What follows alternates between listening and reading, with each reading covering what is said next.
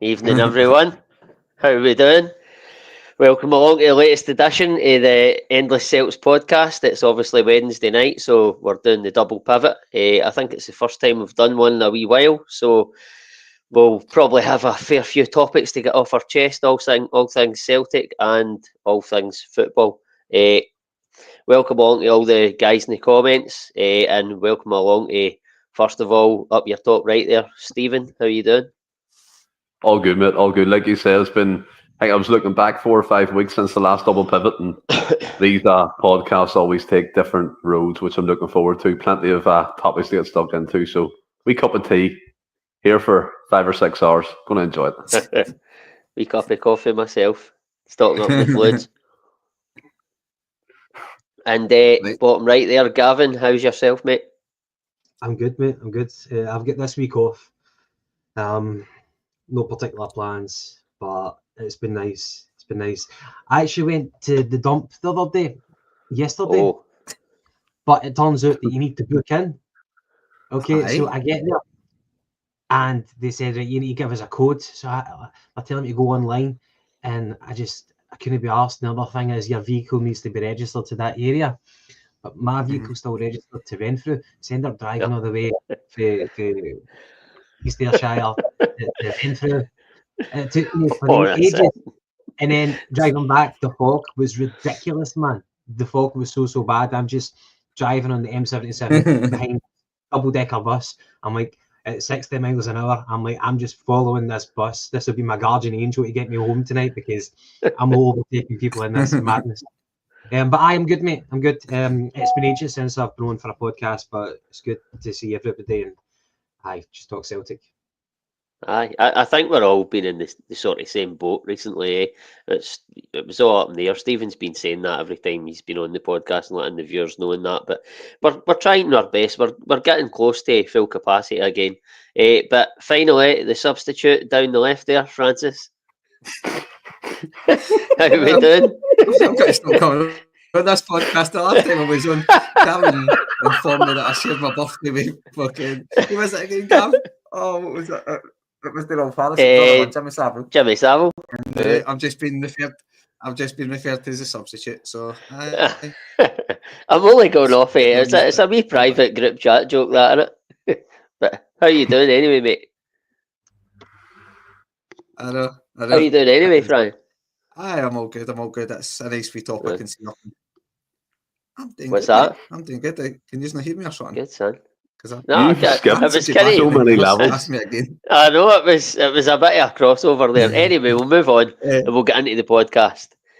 Obviously, again, as I've said, welcome along to all the commenters. Really appreciate you obviously getting involved. And just to let you know, at some point tonight, you'll have the opportunity to ask any of the guys on the panel, even myself, a question if you'd like. So I'll prompt you when that obviously comes along, that part of the show. It's up to yourselves. We'll do 5-10 minutes, depending on how many questions we get in. I'll just read them off the comments, obviously, to whoever they're for. But we'll get to that point. But first of all, before we get properly into the podcast, I've got a wee teaser. So basically, I'll get the viewers to put again, I'll prompt you later in the show to sort of put your answers into the comments. But, I mean, if you Google it, you're only cheating yourselves, and it's the same to the guys here. But the wee teaser is 16 scorers. No, because I'm asking, don't put your answers in there now.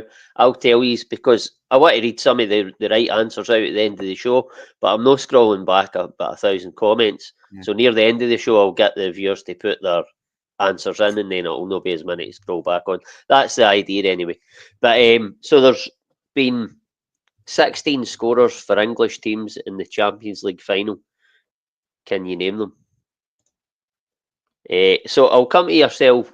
I'll just go alphabetical order. We'll go Franny first. I'll give you the opportunity to answer one each. See if you can get one each, and then we'll move on. Can you repeat it again? The 16 goal scorers. So there's been 16. Excuse me, 16 scorers for English teams in the Champions League final. just name them essentially.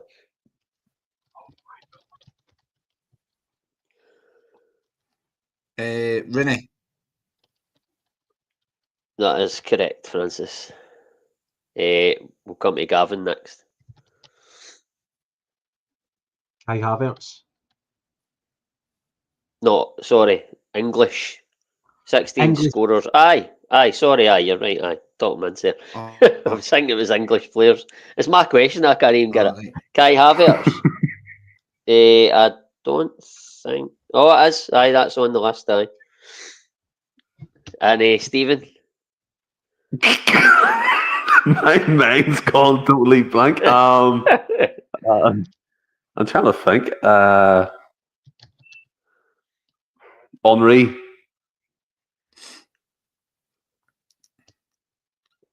No. Fuck No. off. English That's football not one. shite So anyway. So we've got 14 to get. So we've obviously got Wayne Rooney and Kai Havertz. So there's 14 more to get.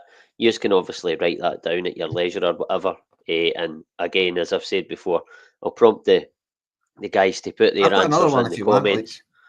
No, don't waste it. No, we'll come to it. We'll reveal the answers at the end of the show and see how many you've got, and we'll obviously tie in with the commenters as well.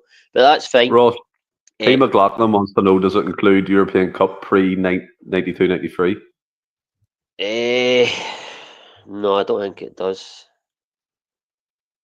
No, it's Champions League. Okay. All right.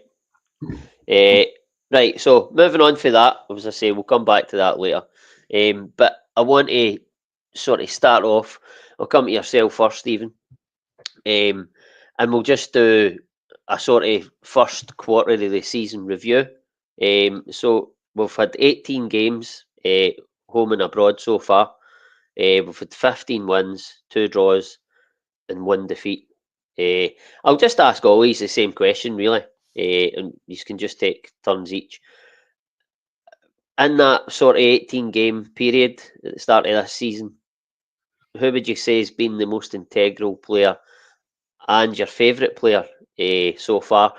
Obviously, it can be 2 answers. The most integral player for me at the moment is Nicholas Kuhn. I think he's up to 20 goal contributions already, which is fantastic. And we're, as you said, we're a quarter of the way through, not even midpoint in the season. And to hit them numbers at this stage is actually quite incredible. And also do it in European football as well. I think what is enjoyable for me this season, like you mentioned, there are 18 games, only 1 defeat suffered, and that was in European football against Dortmund. Powerhouse, obviously, we got taught a lesson that game. But out with that, we've been excellent on the eye. We've been playing fluid football, breaking the lines. There's every opportunity to attack and score goals, we're taking them. It's actually a far cry from what we saw at the start of last season. When Rodgers first came back, it was kind of slow. It was predictable at points. We were getting fed up with a kind of slow tempo through the games. Yes, we were winning games still, but it was still quite slow. We weren't passing quick enough. We weren't taking advantage of the spaces and things of that nature. And I just think this season we've started on fire, and Rodgers has obviously had that year to bed in his ideas again, transitioning away from Postecoglou, who was gung-ho. Maybe Rodgers is a bit more pragmatic, a bit more kind of detailed in his approach and when to take them opportunities, but the team's fairly doing it. And the other question you asked me as well, my favourite player to watch this season, and it's a difficult one because for me that changes week in, week out, because it could be Dyson Mieta scoring a hat-trick and you're like, he's incredible. It could be Kyogo doing what he does. I mentioned Kuhn. But again, I think one of my favourite players this season, not probably going with a popular choice, but you're kind of skipping the likes of, say, Kuhn again, McGregor, Engels, for example. But I think Alistair Johnson, I think, has been fantastic. I think his form at right back and his engine to get up and down for 90 minutes, either overlapping or underlapping runs, they always provide an option for Nicholas Kuhn in attack. And the amount of times where he's broke the space and Kuhn's found him in that wee pocket to play the ball back across the 6-yard line, and we've scored a goal from that. Even you're talking 80 to 90 minutes, but we still do a lot of them attacking runs, which is fantastic to see. And I just thought it was quite fitting for him to get the captain's armband for one game. It fairly suited him. I thought he just bedded into that role fantastically well. I know he said about the the team talk in the huddle he found quite awkward, but he's only done it once. So, yeah, do you know what I mean? He's not going to be a Callum McGregor type to be able to say week in, week out what Celtic are doing. But yeah, he's been incredible. His consistency, I mean, we were all kind of, when we lost Juranovic, who was a big player for us, but I think AJ's overall better player than Juranovic in terms of defensive and attacking qualities, and he's already in 4 goals this season and probably up to 4 or 5 assists as well. So AJ and Kuhn have been my particular standouts at this kind of quarter point of the season, Ross. Listen, I think they're 2 great shouts. Obviously, I think Kuhn's quite an obvious one, but Alistair Johnstone a bit more obscure, and that's no slant on what he's done, because you've described it brilliantly. How important he's been this season. For me, listen, it's a wee bit left field, but I don't think he's been integral, but he's not been called upon, certainly domestically, as much. But I've enjoyed watching Kasper Schmeichel in terms of building out for the back. He's really changed the dynamic. He has sort of that base. It used to be, for me, it was Carter Vickers, but now he's the base of the attacks, and he can miss out players and still pick out players further upfield. I think he's been really good. But Franny, I'll just come to you on that question. Most integral and favourite player so far? I'd probably be very similar to Stephen, but I was going to be different. Like, my favourite player to watch so far is the obvious one. As Kuhn has been. I mean, Maeda had a really good season, but he had like a good spell in that round about the Rangers game and stuff. He was on fire, but Kuhn, his numbers and his performance. He's turning up in big moments. He's having big moments in games. So for me, it's hard to look by him as my favourite player to watch. But I totally get what you mean with Kasper Schmeichel. I think he does bring a calmness to the back. Didn't really give us that. I wouldn't say we kind of were calm with him in the Leipzig game. Ross, watching him when he was passing about, but you just didn't. I think that's just a Celtic fan thing. What you've grew up knowing, just panic stations kick in when we start passing it about the back. But no, he is calm as anything on the ball, and I think that the fans then notice that as well, that they're no as edgy and there's no as many groans when it's, or like nervous type of groans when it's getting passed about the back. It's very deliberate and it's on purpose. And there's also a calmness to the back four as well. They know left foot or right foot, they can fizz it into him and he'll pass it to, he'll generally make the right decision. I mean, even at the weekend he's doing wee Cruyff turns and stuff. So the guys, I think he's brought a big confidence to the full team, but especially the defence and the fans, I think. Aye, no, you're bang on. Stephen, I just noticed you brought that comment up there. For McLaughlin P. 4 assists for Valle in that short burst of appearances. I'm actually surprised at that. I didn't realise he had as many assists. He's come in and done really well, Gavin. Would you agree with that? And obviously, most integral and favourite player for yourself? Well, for Valle, I do agree with that. I think it's a great start. It's funny because there was a period in the season, do you remember when we played Aberdeen at home, and it was in the second half, I felt that Valle had a really, really poor second half. And it was ironic because I texted in the group chat at half-time, Bhoys got a lot of potential. It's probably his future's probably not going to be with us, but I just thought he had a really good first half. Second half comes round, and it looked like the Aberdeen players were kind of picking on him. They were trying to bring out his inexperience, and he had a lot of kind of poor moments. But then, like the following couple of games, people are singing his praises again, and I think that's symptomatic of being a youngster, 20-year-old, and he's only had like one proper full season under his belt. I think inconsistency is part of the game at that age. Nobody is surprised at that, but I think we can all appreciate that he does have a future. Who knows where that will be? But he's been a really good addition. I thought whenever we got him, sorry, I'm totally digressing. I thought that whenever we got him on paper, it wasn't going to be that meaningful competition that we needed for left back. But recently, the gap between him and Taylor is not as big as what we thought on paper, at least anyway. But to get to your question, I think Kuhn is the obvious choice, and I'm not going to try and be original. I will go for Kuhn as my number one most influential player. The second one, I think Stephen was.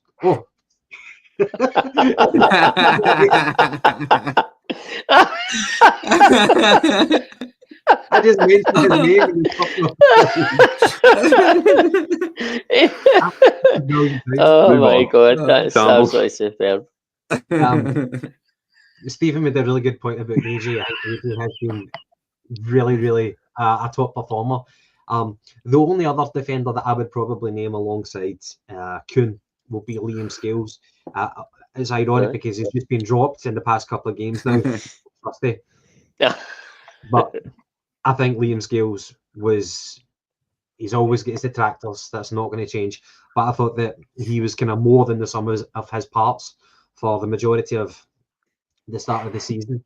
He got a man of the match in the Champions League again, and he's picked up a couple of goals from corners, and he gives it his all. He leaves everything on the park. So yeah, I would go for Liam Scales, and I would go for Nicholas Kuhn. Listen, Liam Scales has done really well. He's covered himself in glory every time he's played. He's obviously, it seems like he's maybe going to have lost his place in the team to Trusty, but I think he still will get game time. Obviously, you've seen it at the weekend, games like that, I think he'll come in for. But I don't know, well, I'll come back to yourself, Gavin, on Scales. Do you think that for the sort of bigger games and the European games, the games against Rangers, do you think he is going to go for Trusty all the time now over Scales? It looks to be that way. I did actually say to my friends, I'm going to protest if he gets dropped for Trusty. But Trusty's actually been all right. You know, he's been all right. He looks a presence, and he looks a wee bit more comfortable with the ball at his feet. Not by a mile, but Trusty, it looks like he's got the favour of Brendan Rodgers. But there's no room for sentimentality. You need to make these harsh decisions. But I think for the big games, yeah, he'll continue with Kim Carter-Vickers and Trusty. However, the biggest elephant in the room and that kind of topic is the injuries that CCV has been picking up, not just this year, but last year as well. And that opens up the window of opportunity that Trusty and Scales will be playing more than what you might anticipate. Just unfortunate. Hopefully, Cameron Carter-Vickers can get back on and get consistent. But yeah, I would agree that Scales looks to have been dropped well and truly. Aye, I would have to say that as well. And like you say there, I think I don't know the exact stat, but I think you would have to say that probably Scales and Trusty have played together probably even more than what Trusty and Carter-Vickers have so far this season. So that just sort of backs up the point you've made there. But moving on for that, obviously, I don't want to come to you, Fran. I don't want to compare the two teams as such because you could spend a whole podcast on it. But obviously, we're talking about the first 18 games that we've played. As I said, 15 wins, 2 draws, 1 defeat. And I'm just I had a wee look back at obviously Rodgers' first season in charge, and the first 18 games, I think it was 2016-17 season. The first 18 games, home and abroad, he had 12 wins, 3 draws and 3 defeats. So, I mean, on paper, we've started better than that. You think back to that season, you just think we won every game and it was at a canter. It clearly wasn't. There was a lot of draws throughout that season. I think I done a podcast on that season, like a rewind, and I can remember right, there was quite a lot of draws, but I mean, obviously, on paper, as I've said, we've started better this season than we did that season. Do you think that bodes well in terms of, I don't want to say it, Stephen, you'll always laugh, in terms of going for that effort? Oh, God. Similar to that first season. Do you think that bodes well, or do you think right now, 18 games in, we've started better, it means nothing? Franny? I mean, I wouldn't say it means not. I wouldn't say it means nothing, Ross, because it obviously gives you confidence the longer you can go on these kind of runs. Like, I know we all said on Sunday, the performance wasn't great, but you got the result. We would be more concerned, obviously, if you were turning in the results, the type of performances all the time. It would soon catch up in you. But I think the longer you go on these runs with the performance we've generally been putting in, which have been really good performances and winning a lot of games comfortably, it gives you confidence going into when it is a tricky game. You go into it going, well, certainly as a fan base, maybe looking going, probably we will get a chance and we will eventually take it. You might get a couple of draws here and then, or you might just come out short and you get a draw. But look domestically now, it's hard to try to think between both teams who would, if you sort of done a 1-11 between the two, to try and compare. I think maybe the level of competition this time round is slightly better, although Rangers had a really poor season so far, but Aberdeen so far so good, and they've kept up the pace there. We're like for like there, so there is more of a title challenge. I think obviously after the first derby match, Rodgers' first time around, you just knew that. I'm not saying we knew we were going to go invincible, but you just knew you weren't getting caught. I don't see us not winning the league this season, but certainly looking at the way we've played, and if we strengthen again in January, providing we're still undefeated in the league, or well, domestic, then it's certainly me anyway. I'll be looking at going, who's actually, like, obviously you could get beaten a one-off game, but it's looking at it going, where are you actually going to, certainly in the league, where are you going to get beat? Who's got to beat you in the league right now? Aye.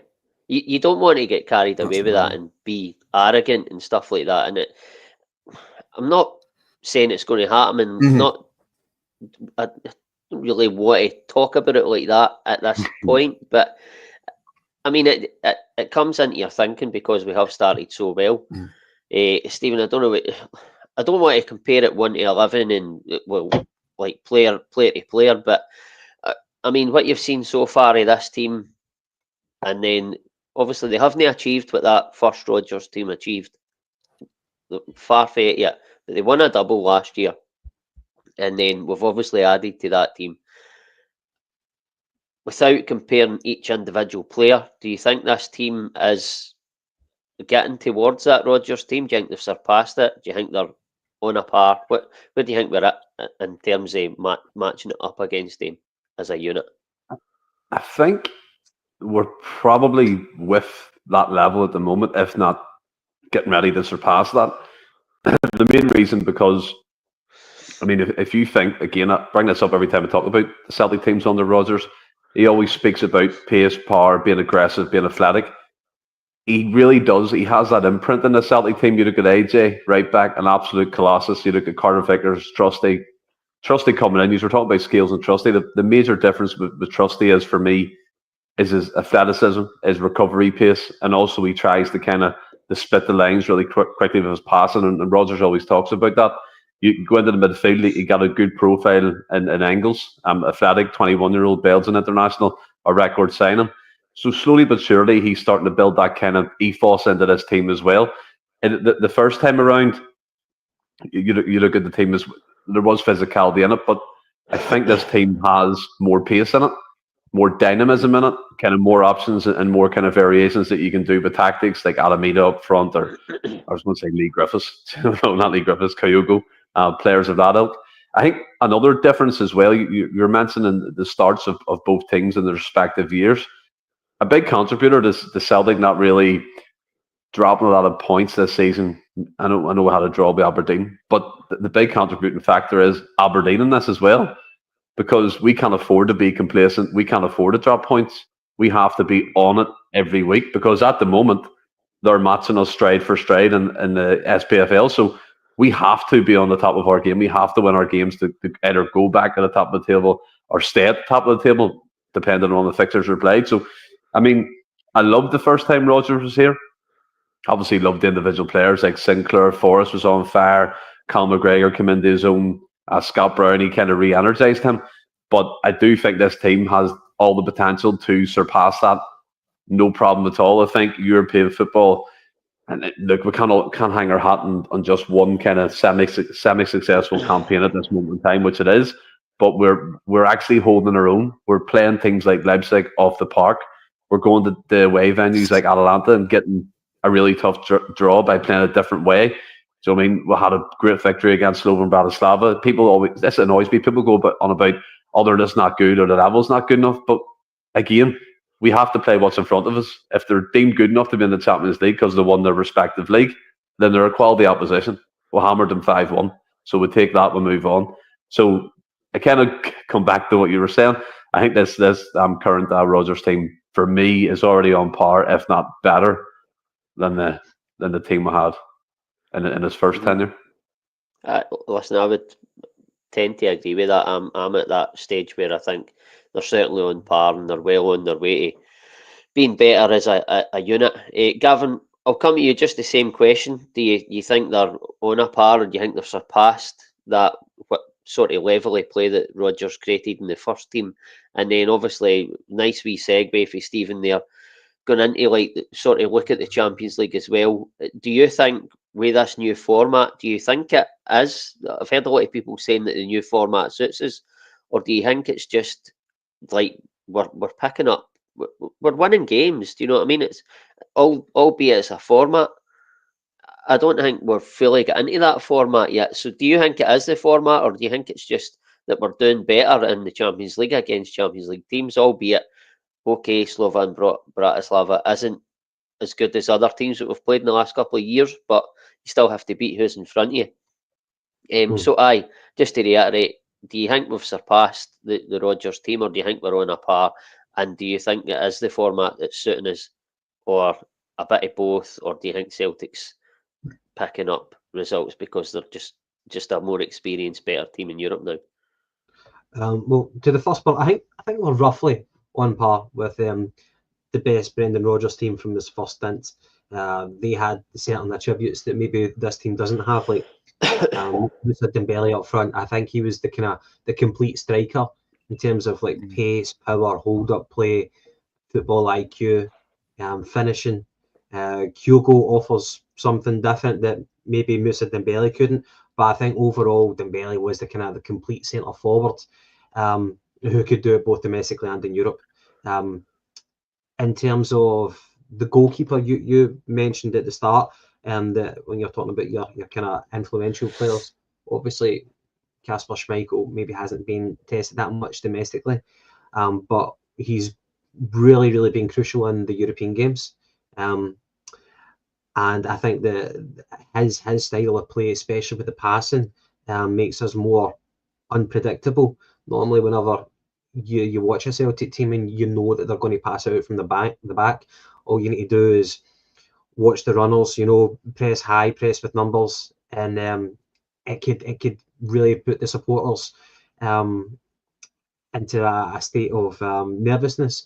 But with Kasper Schmeichel, the way that he can pass really, really fast compared to our previous goalkeepers, and he can actually break the lines and pass to a centre midfielder or even a striker who's like dropping deep. He keeps people on their toes, and you don't know exactly what Celtic are going to do in terms of passing out from the back. So this is one facet of our gameplay that we never quite had under Craig Gordon, for example. I think it's difficult to really say if this team's better than the previous Brendan Rodgers team. If you want to say that, then absolutely fine. I can't really disagree with it, but I think roughly we're on par anyway. In terms of the Champions League, I think it's really, really exciting with the change. We had a really, really good draw. Let's not beat around the bush here. I think it was Leipzig who we just played there. They don't have any points at all. Correct me if I'm wrong. They've had an unforgiving draw.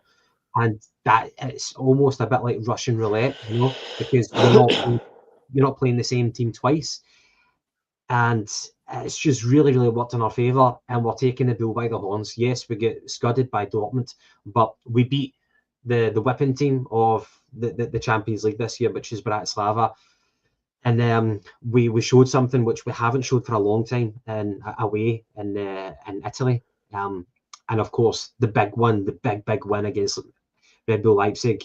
That's such a statement, which people were saying in terms of like competitive teams in the Champions League at home. When was the last time we did that? And people were rightly probably saying Martin O'Neill's era, whenever we beat proper good teams at home. So look, there's no doubt, and it's really worked in our favour. I'm excited and about playing a new team every tie. And at the moment, our chances look really, really good on paper, which I hate to get carried away with, because sometimes you can be dismissive of cliches in football, but there's no easy game in Europe. We've got Young Boys of Bern, we've got Zagreb, and we've got Bruges. Those are very, very winnable games on paper, but it doesn't always pan out like that. Let's not get caught up in our own kind of hubris right now about beating some good teams. Let's take each game as it comes, but if we can actually beat those three teams, or even, I know we've got Villa, but Villa, that game will take care of itself. But these other three teams, if we can beat them or get 6 out of 9, that really, really puts us in a good stead. But in general, I'm really, really happy with the Champions League format. It's been fresh, it's been exciting, and we're doing really well. So what's not to dislike about it? Can I just jump in? When you go, Stephen. A wee second, Russ. I don't mean to cut you up there. No. But what makes me laugh about this Champions League format is all the bigger teams are complaining about it now. All the pundits that I listen to on TalkSport are really, really complaining about it, because the shining examples in their football league, whether it's English teams, the Bundesliga, Spanish teams, aren't doing quite as well as they expected to be. And now this format isn't competitive. It's not this, it's not that. I actually heard, I think it might have been Gabby Abomlahor on the way back. Maybe it was Drive. I can't remember. Maybe it was Darren Bent. But he was talking about, this league format's not going to be exciting. It only gets exciting when you're in the knockout rounds. But if you reverse that and you think back to the old format, it was, we're going to win the thing. We're going to do this. We've won our first 3 or 4 games of the group stage. We're excellent. And just because teams like Celtic, teams like Zagreb, and teams you wouldn't really think of are actually making a fist of it now and actually, getting good results in a really, really competitive league format, they're starting to go back to the old way. I just hate that kind of elitist mentality where just because they're not getting quite their own way, that they throw a fucking fuss about it. They're talking about playing too many games. They're talking about it's not competitive. They're talking about it's boring. It's a load of shit. It's just because the so-called smaller teams and smaller leagues are actually doing quite well and they don't like it. By the way, I don't think it is boring. I think it's needed that freshness, and it needed. When I first seen the league, how it was going to be in that, I felt like it was going to be even harder for us to pick up wins. But like Gavin said, I think the fact that we have had favourable, I don't know, because we've had obviously Dortmund away, Atalanta away, but we've still got our, on paper, easier games to come, and we've picked up points in games that we probably on paper didn't expect to. I think we've punched slightly above our weight so far in the tournament, given that we've went to Atlanta and picked up a point and then beat Leipzig, where when the draw was made, I would have took a draw. So I think we're ahead of the curve of where I personally thought we would be. But you have to also caveat and say, over the piece, I think our draw is favourable. But what we have to do now is go and take advantage of that. And so far we have. Franny, I'll come to you, obviously. Do you think the new format's suiting us? Just bounce off of what me and Gavin's just said, really. I suppose it maybe is a bit of both, because I kind of agree in the sense that I think we have had a favourable draw. When you look at Leipzig's first 3 games, I think it was Juventus, Atletico Madrid, and can't remember the last, but I'm sure it was a top European team as well that they played. Then obviously they've came up against us and probably looked at us to pick up points, especially off the back of us getting absolutely turned over against Dortmund. But for me, it's hard to say if it's a new format or just an absolute luck of the draw that it's benefiting us. I think it'll maybe take a few years, hopefully being in the competition, to then decide if the new format suits us or not. I think knowing simply like the Dortmund game, maybe going, all right, we did get turned over off them, but we didn't need to worry about playing them again. That might help the psyche of the players. Just don't know. But I think to try and be positive about it, like, yes, Slovan Bratislava, we were expected to beat them. And the way I've looked at it is we dealt with them the way we should have dealt with them. We absolutely battered them. The Dortmund game, we probably, like, you weren't expected to win that, not excusing getting turned over the way we did. It was not great. But then you go to Atalanta, UEFA Cup winners. Sorry, Ross, you can't see it. Just missed my move. At least something didn't fall off your fucking wall halfway through the podcast.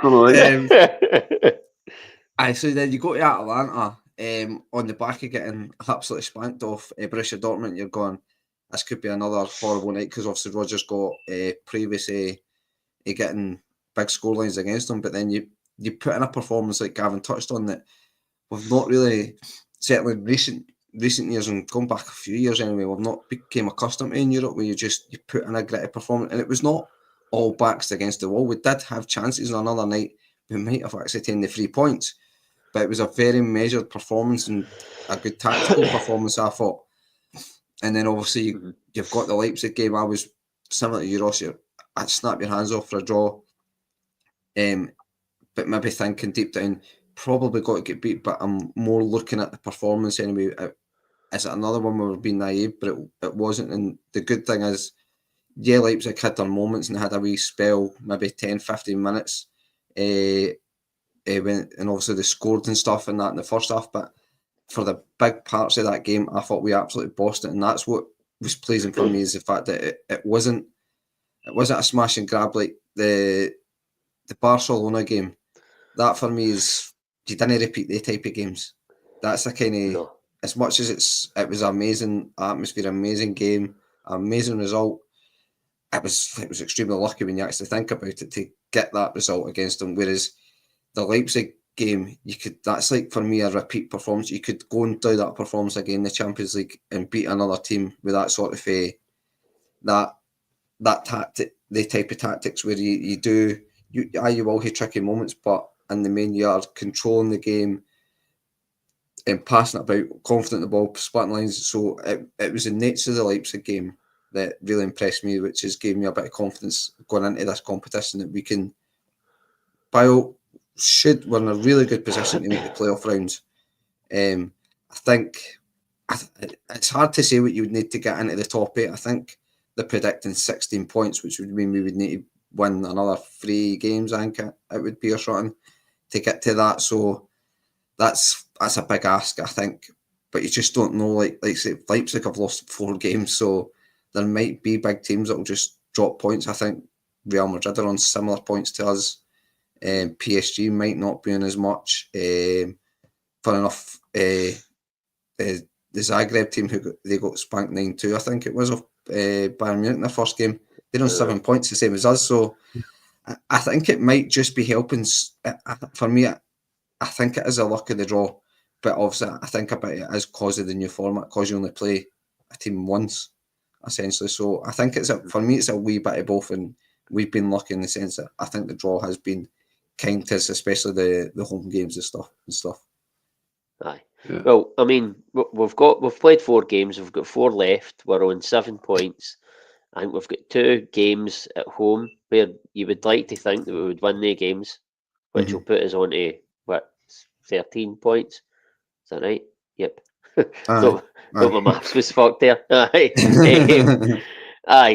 I mean, 13 points with 2 games left to play, or I can't remember what order they're in, but I mean, you don't want to get too far ahead of yourselves. You still aim for that top 24 in the sort of qualifier, but one game at a time and see where it takes you. We're in a really good position. We've given ourselves a great chance, and we'll see what happens. But we'll move on for that, and we'll move on to just a wee silly bit in the show, just for a wee bit of fun, just something different, because obviously we're on the double pivot, so it takes different avenues. And we're going to do a wee feature called Top Tips for the Top. So come to yourself first, Stephen. I'm going to do your tip for who you think will win after, obviously, the first quarter of the game. So you think will win the English Premier League, La Liga, Bundesliga, Serie A, who'll win the Europa League, and who'll win the Champions League. So we'll do the English one first. I'll come to all 3s, and we'll go through it. So right now in the English Premier League, Stephen, Liverpool top the table. Do you think they'll end the season there, or do you think it'll be somebody else?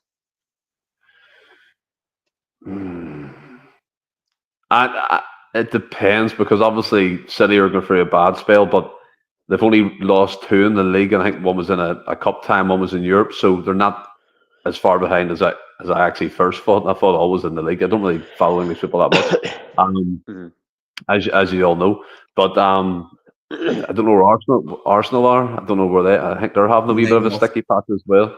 9 off. I mean, I'll just go with the status quo. I'll stick with Liverpool. I know they've had a good start under Arne Slot. He's come in and re-energized the team. Obviously, that long campaign under Klopp. So I'll go Liverpool to win the EPL. Liverpool. I would tend to agree with that personally. Franny, what about yourself?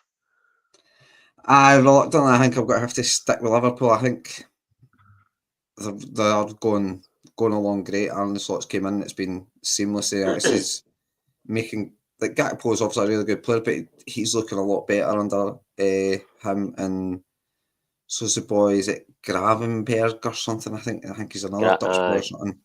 He's looking good as well. And Salah's just, I mean, they've got Salah, Van Dijk and Trent out a contract, but the three of them are just absolutely flying now. So for me, I think it's Liverpool, but you can't rule it Man City. I think for us, Ross, I think Arsenal's, I don't think it's happening for Arsenal. They look like they might be too far back.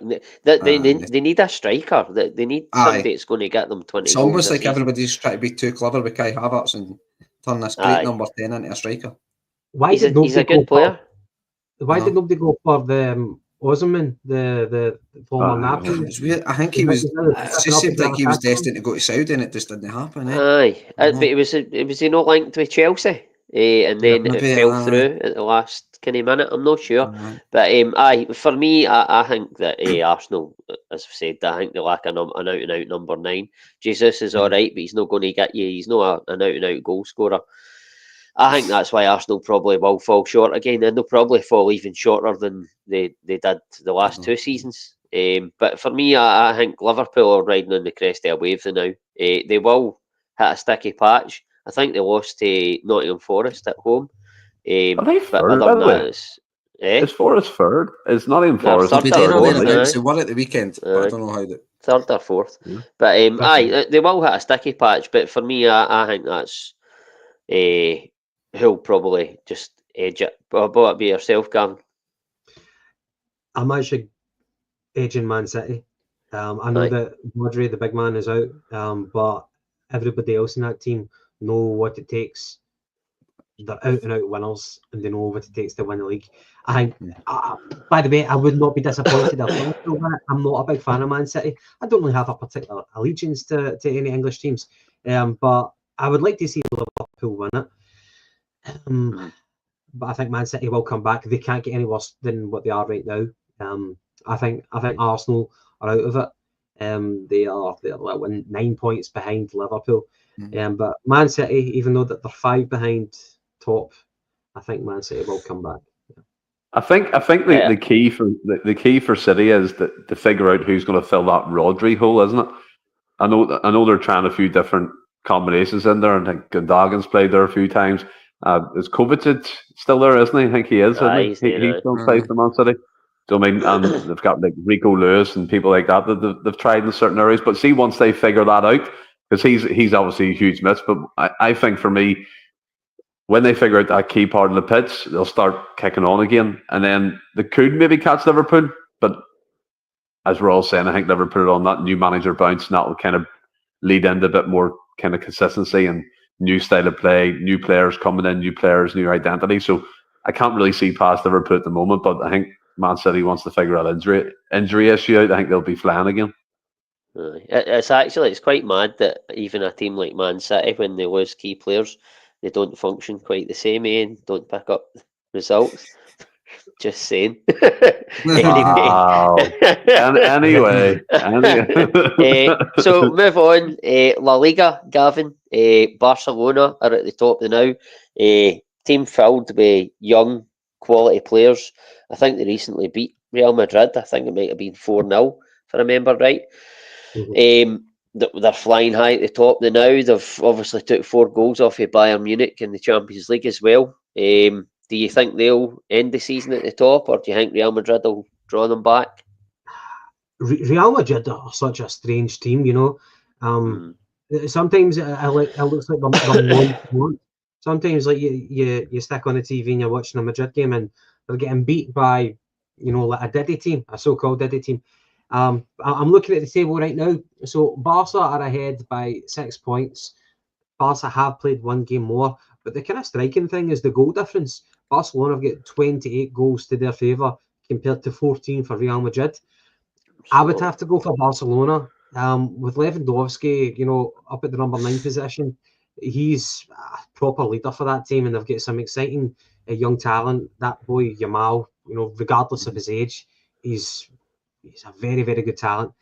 With Real Madrid, with Mbappe, it's just not worked out.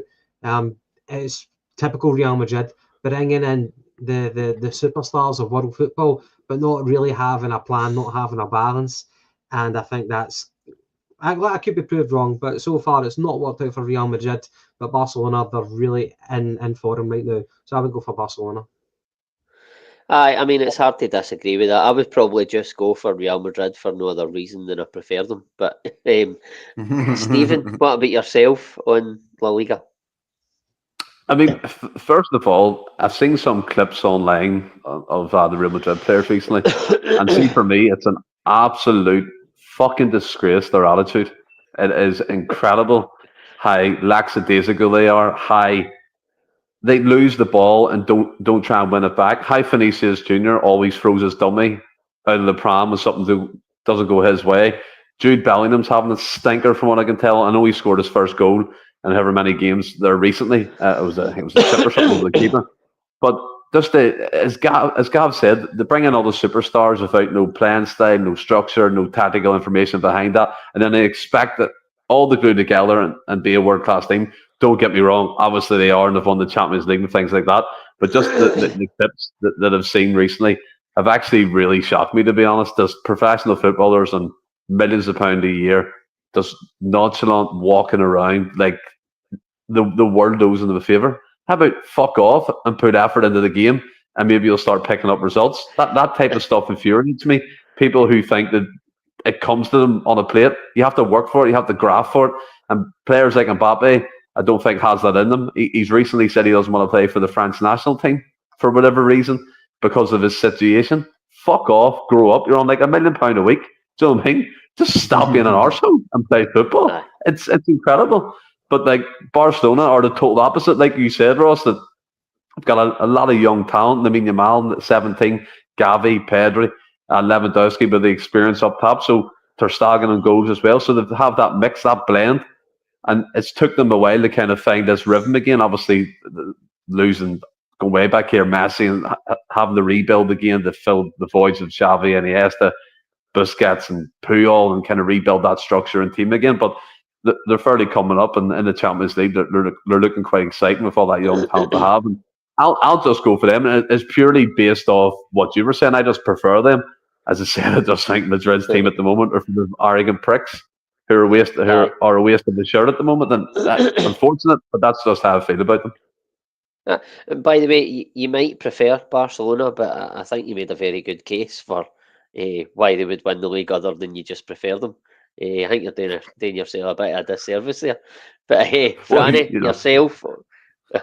yourself on La Liga. I think it may be Barcelona. Just they have had a good start, and Real Madrid just seem to be, like Gavin was saying, the Mbappe one's just no clicked yet. I mean, I think it will. He's too good a player for it not to work out. I mean, it's mad when you actually think some of the players that Real Madrid have got for nothing, like guys, Mbappe for a kickoff. I think they've got Rudiger, Alaba, guys like that for nothing. They do all right in the free transfer market, and then there's talk of them getting Trent Alexander-Arnold as well for nothing. So it's mad some of the business. Like they do spend silly money, but it's mad some of the freebies they manage to pull off. But it's Real Madrid, so it sometimes doesn't matter what club you're at. When Real Madrid or Barcelona come calling, you generally go there. But Barcelona have obviously brought Hansi Flick in, and German managers get. They generally get the organised teams well, and he's got good young players, and like we've said, Yamal, he's proved he can do it in the big stage. He's done it at the Euros recently and stuff. Gavi's obviously a really good player at Euro, second player, another one's 17, 18-year-old. But they've got they seem to have a good blend of now, guys that they were in a bit of position at Barcelona, but they were maybe forced into some of these youngsters, but they had a season under the belt, and then obviously Lewandowski's just absolutely banging the goals in. So I fancy Barcelona, but I don't think they'll, like you just said, it's Real Madrid. They just know what to do eventually. I just think it might click for Mbappe, and it'll just... There's too many good players in that Real Madrid team for them to continue this type of form. Militao got an injury, didn't he? He did, and there's talk of Sergio Ramos coming back. That could be brilliant. Oh, really? Aye. Can I throw in a question? Obviously... Can I throw in a question? Stephen. No. It's just based on what we're talking about, and used to the Real Madrid stuff, which is quite nice, by the way. But Ross, you take it first. Why is Mbappe? Why is he not working? Is it just purely down to his attitude, his application? Well, I think it's partly that. I think that Mbappe, he's a quality player. He's absolutely brilliant. World class, that's undeniable. I think he got a lot quite quick early in his career. He was like at the top of the game when he was like 18, and then he obviously basically ran Paris Saint-Germain for however long. I don't want to say he's got that French arrogance, because it's not, you can't tar everybody with that, but he has got a real attitude problem. There's absolutely no doubt about it. He's got a massive head, understandably, but he's still got a massive head. And he's come in, and it hasn't worked so far, but like Franny says, I think it will click eventually. He's too good a player, and they're all too good players for it not to work. I think that Ancelotti, they've got a top manager. I think he'll eventually work out and find the solutions. Whether that'll win them the league, I don't know, but it'll certainly give them a hell of a chance in the Champions League. Gav, what about yourself, mate? See, the one thing about Mbappe was, I heard that back at PSG, there came a point where he reached a certain kind of height. Well, it was the politics, and he said, I don't want to be the type of player who runs in behind. I want to be the main man at number 9.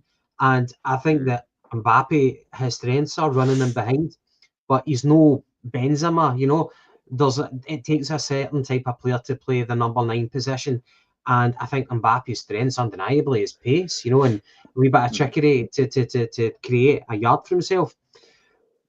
Where Vinny is playing right now, that's where Mbappe's best playing, but Mbappe's ego says that he wants to play in the number 9 position. I know that Mbappe's now been given the luxury of taking penalties, but big wow, in terms of your actual gameplay, how does it complement Real Madrid?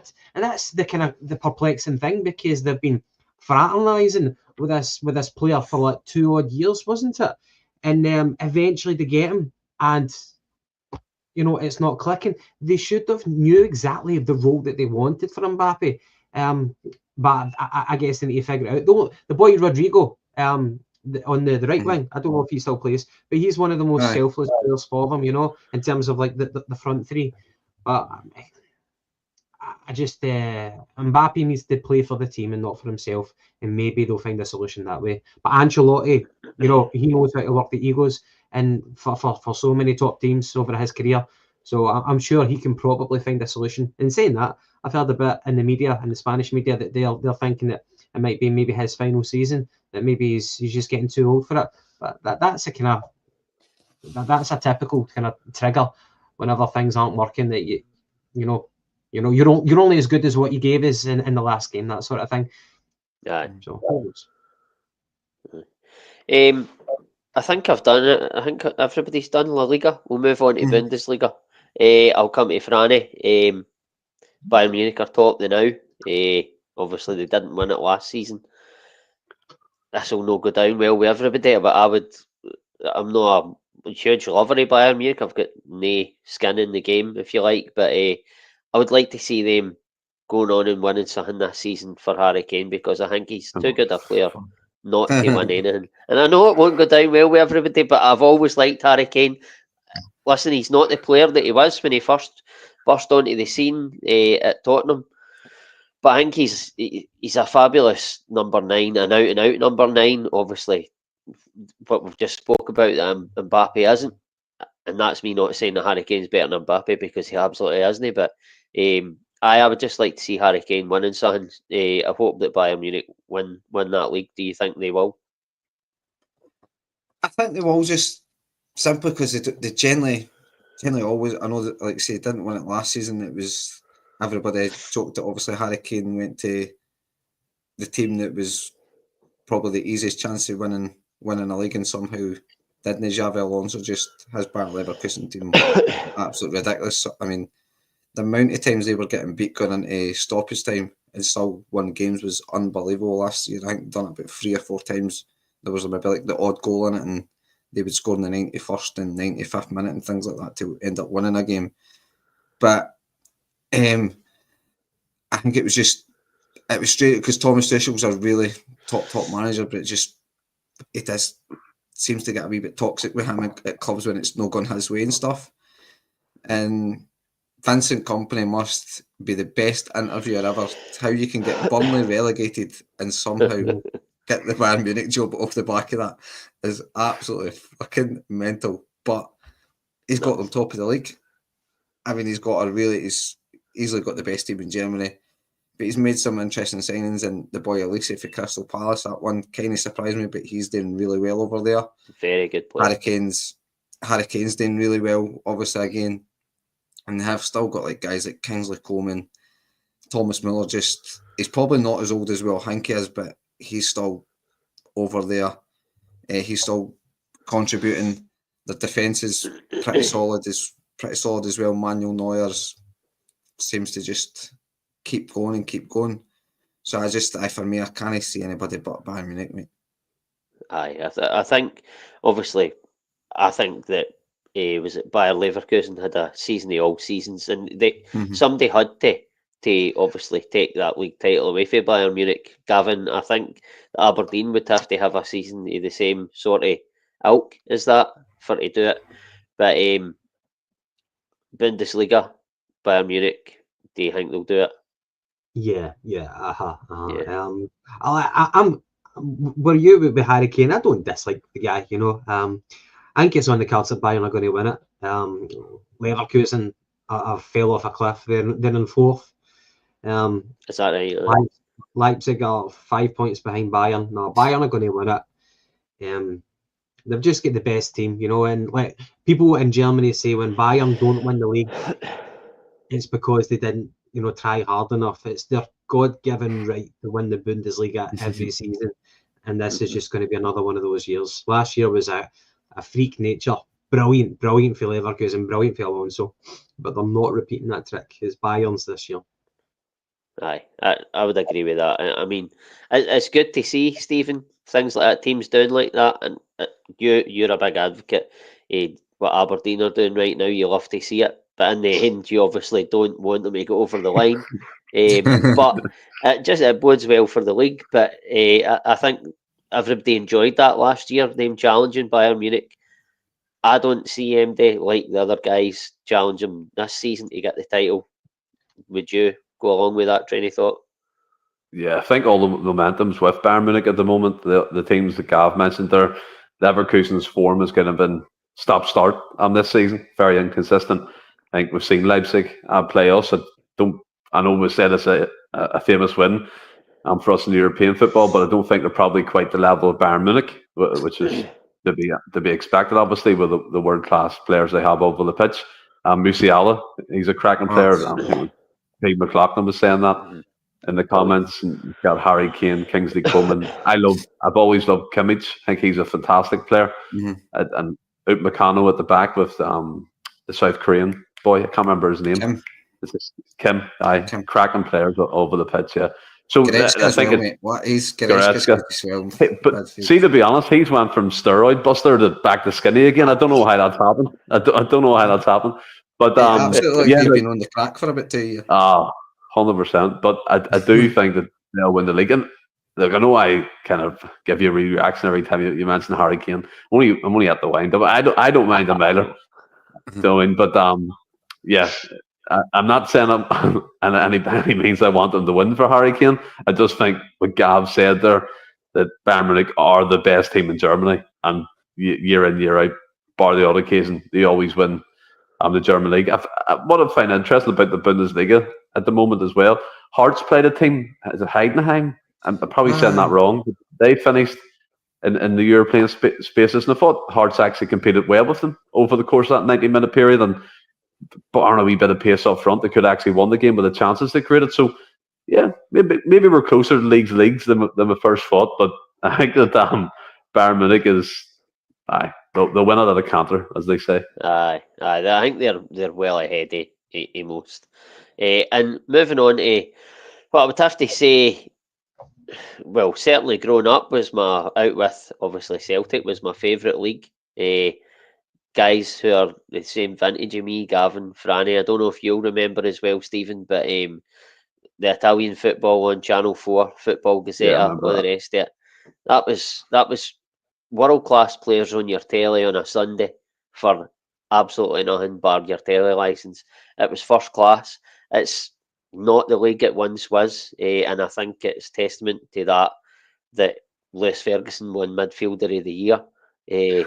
It's just no the same level of player it's in it, but there's still big name teams in it.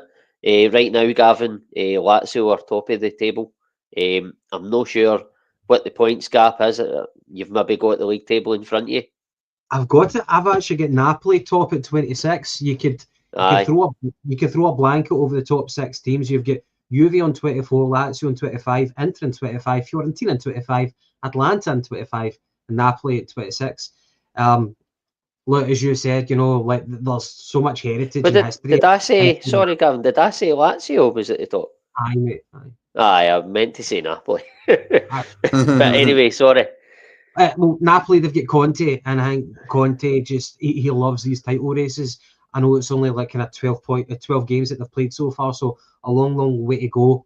And it's stiff competition. I think Napoli have brought Lukaku to their squad, I think, as well. Aye. They've got McTominay and Billy Gilmore. Well. There's a bit of a love in right now with them. I'm a big fan of McTominay. I think he's a cracking player. And it's probably, again, as you said, with the standard kind of drop, and that he was one of the fall guys at Man U, but right now he's ripping up in Italy. I would like to see Napoli win it. I'm a big fan of Inter are my Italian team, so you could never write them off right now. But, who knows? See, Juve, man, Juve have got a shite team. They've got some really, really crap players. But just Juve, historically, they were always like a titan in Italy. They're still there, they're in 6th. But just Juve are a dirty club as well. If you talk about the tricks that they got up to, you know what I mean, and how they get relegated. I'm not a Juve fan, but I don't even know what point they're making right now.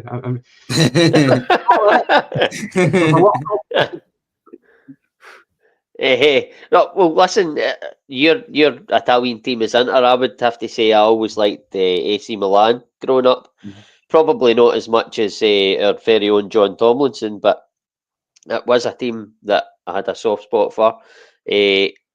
But I would have to say, that said, that because of the Scottish guys, McTominay and Gilmore and the Napoli team, I've always had a sort of soft spot for Napoli as well anyway, but preferred AC Milan. But I would really like to see them winning the league title, and they're in a really good position to do it. So I would say, I think Napoli will do it. I really hope they do it. I don't know, Franny, I don't know if you know, would that be their, probably wrong, that wouldn't be their first league title since the Maradona days, would it? I think they won one before that, would it? Did they win one? 2 years ago, maybe. Aye. But anyway, they've not won that many since the Maradona days. You can tell Ross loves Italian football, eh?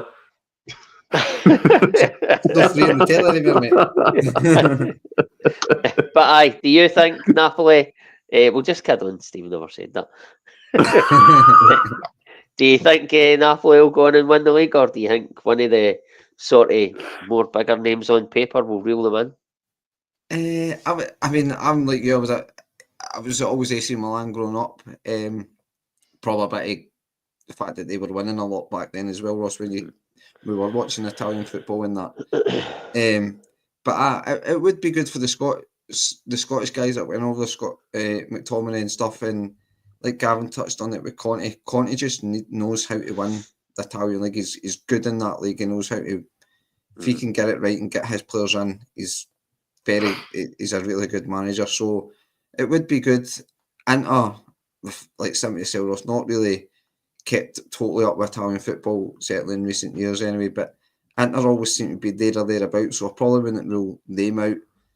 Juve, I know somebody said in the comments, Timothy Weah's it there, who obviously is a half-decent player, but I mean, Juve and guys like Timothy Weah, that just shows you where they've felt it at the end of the day. And if he's like playing week in, week out for them, I think Chesney, I don't know if he's still their keeper or not, but seen that at Barcelona. Is he, mate? Is he? He's like he's like the Bentnary goalkeepers. The teams that he's got in his CV are ridiculous. Aye, see, was that Choupo-Moting as well. He's had some mad teams and he's fucking shite. But so it would be good for Napoli to win it. It would be nice to see. I think I would sort of vouch for them. We outsiders, Fiorentina, have always had a soft spot for them just simply because they battered out and really Costa. But without really knowing much about their team now, and like I say, because nobody really invested in Italian football, certainly for a lot of years, I would certainly say that Fiorentina's probably well out the picture, although they're up there now. So it's, for me, going with the teams and what you kind of see in the Champions League in Europe, I would say it's between Napoli and Italy, but I would hope for Napoli, they two. Napoli and Italy, did you say? I did, and I thought I was getting away with it. I mean, I know. And so I kind of just kept on going. I was like, I just kept going. So I'm not that pass. And Stephen, yourself on the Italian league title? I mean, let's be fair. It's a shame we don't have our Serie A and Serie B expert John on the panel tonight. He could have told us it all, but you know, inside joke. Obviously. That Serie B manager's doing all right at Chelsea now, not being this team. Enzo. To be fair, yeah. But like what Franny said, look, I can't pretend that I follow Italian football. You just kind of, with an interest with the Scottish kind of base players over there now. Lewis Ferguson doing well, Bologna, Scott McTominay ripping up trees, Billy Gilmore. Even Celtic's ex-player, Josh Doyce. Is he? Is he? I is. I can always Liam left back because he was doing well in Italy, apparently. Liam Henderson still plays in Italy as well. He used to play for Celtic.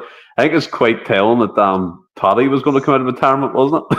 Because he said the standard so poor. Right. I don't know if that was a tongue-in-cheek comment, but he definitely did say it. See that Channel 4 football show? Was that the one where they showed you like clips of the city?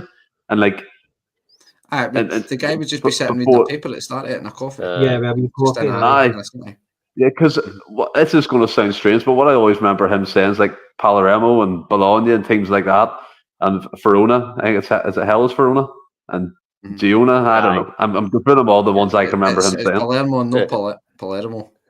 Oh, you know what I'm like. You know what I'm like. And then, obviously, as well, you look at the likes of Juve. Someone said about COVID, really messed them up and haven't recovered since then. And see, even like, which Italian team has Lukaku at the minute? I think it's Napoli. They're not winning the league then. Only joking. No, but what I'm trying to say is, like, back in the day, you could talk about AC Milan, Filippo Inzaghi, Inter Milan, Adriano, Crespo, and Juve, Del Piero, Trezeguet. See, that might just be my football knowledge is quite low at the minute, but in terms of the top teams that now you'd be, I mean, who's Juventus centre forward at the minute? I can't tell you, I'll be honest. You could be able, used to be able to write me. I think Arsenal tried to sign him. Him? Gavin. Yeah. But I hope he's getting the drift. Yeah. Sorry, Steve. For me, I'll go for Napoli to win the Italian league. I think that's across the board there. And just finally, the two, I'm not going to touch on the Conference League because it's not even a competition, but we'll do the Europa League. Right now, obviously, it's the same format as the Champions League, and it's a full league table at the moment. it's Lazio that tops that one, not Napoli. Lazio. But Gavin, I'll just come to you on that. I dare say you've brought the teams up. I've not got them all in front of me, so I'm glad you're here. Does anyone think that destiny has it in for Postecoglou winning a trophy this season? They can do it in the cup, they can put Man City out, and they're in the UEFA. They're in the Europa League. Does anyone think that Tottenham might do something this season? I think they could win the Europa League. That's who I was going to say Spurs to win it. Well, aye. I'm looking at Man United. Man U are in it. Aye. New manager. The Rangers, of course. Porto.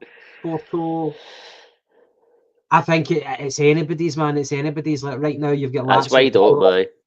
But Lazio aren't brilliant. Ajax, Galatasaray, Frankfurt. Frankfurt is an outside bet. I'd probably say Frankfurt. They're in the top 3 in the Bundesliga right now. So maybe Frankfurt, Tottenham,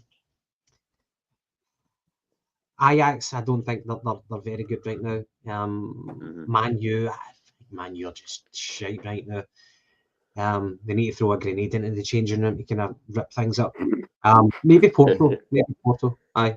I think Spurs have got a good chance, but they are quite flaky. They're up and down.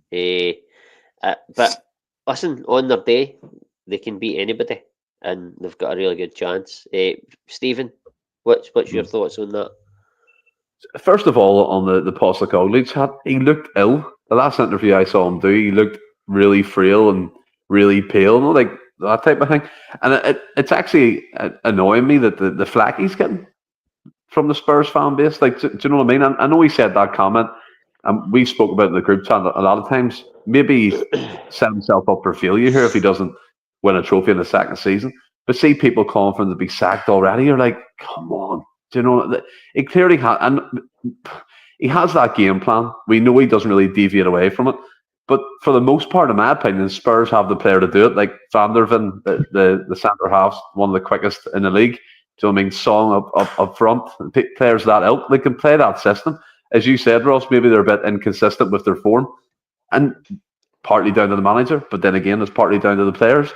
And Spurs just go through this constant cycle of sacking managers, hiring managers, firing managers, and it's just a revolving door. And that's why nothing really works out for the likes of them in the long run. And they were going to be my kind of pick for the Europa League. I know we spoke about Galatasaray there, obviously top Turkish club. Man United, I almost hate them as much as I hate Sevco. I can't describe how much I don't like that club. So you know, it's. I hope their downfall continues for many, many years. So yeah, but yeah, I have to stick with my original thought was Spurs, Ross. Aye, I would agree with that. And Franny? I would probably like Spurs have got a chance. They've obviously got a good team. I was just kind of scanning the table to see try and get teams in it. So, but Atletico Bilbao might go deep. They've also got the Williams brothers who are really really good. So going forward, they might be worth a shout. But I think Galatasaray, like Icardi and Osimhen's banging the goals in early and now. It just teams probably didn't want to go and face Galatasaray. For me, Man United with Amarin coming in, I'm assuming you're still getting the Champions League off the back of winning the Europa League. So he might try and focus on that because they're never finished. They're never finishing the top 4. I just don't see that happening. So he might look to try and focus on Europe to try and get the Champions League, to try and get Man United where he wants them to be a lot quicker in the Champions League. That's a low Man United for me. It's a toss of a coin between them and Real Madrid, the biggest club in world football. But players now want to be playing the Champions League, so it's harder for your Man Uniteds, even though they are Man United, to still get the top elite players. So he might look at that, but they like Gavin said, they need a lot of money spent and they need a lot of work done in that changing room to get a team. I think that you can trust anyway. So for me, I'm got to say Galatasaray for the Europa. Galatasaray, really? It's just because of Osimhen's goals, really.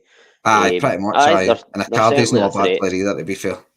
I forgot about him. Well, did he cheat? Did he cheat with his best friend's wife or something? Is that the story? I can't remember. Was it no his wife that got cheated? It was either he cheated on his best mate's wife or the opposite way, but it was his wife that got cheated on. The former. So there was a player.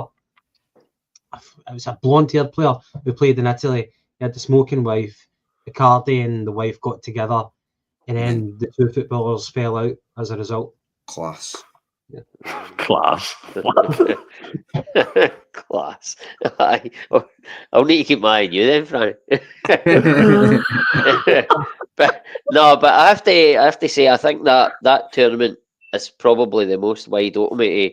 Obviously, the league titles that we've spoke about there, and then the Champions League. I think that's probably more wide open than the Champions League is. But moving on to the Champions League, Frank, I'll just come back to you. Liverpool are at the top of that. They haven't lost yet. They haven't even drew a game. So they've got maximum points. Do you think that, much like the league title, they can keep that going and win that? Or do you fancy somebody else? I mean, I know Aston Villa's had a good run in it, and Unai Emery in Europe kens what he's doing, but I don't think anybody in the knockout stages maybe would want to go to Aston Villa. I don't see Aston Villa winning it, but it's not a tie I don't think any team would want, because Unai Emery in Europe just seems to know what to do there. But I don't think you can ever.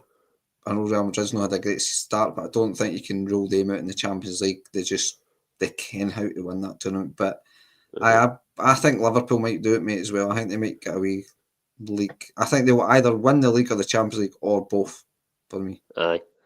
Well, I don't think they'll win both. I think it'll be one or the other. I just don't think they've got the squad to get over the line in both. But for me, I think it'll be between Man City and probably Real Madrid. I think Man City will get their act together towards the end of the season and they'll be a real threat. Tell me this though, see the Champions League, see once the league sort of stage is passed and it goes to the, what do you call it, the qualifier and then the knockouts. Is it home and away or is it just one?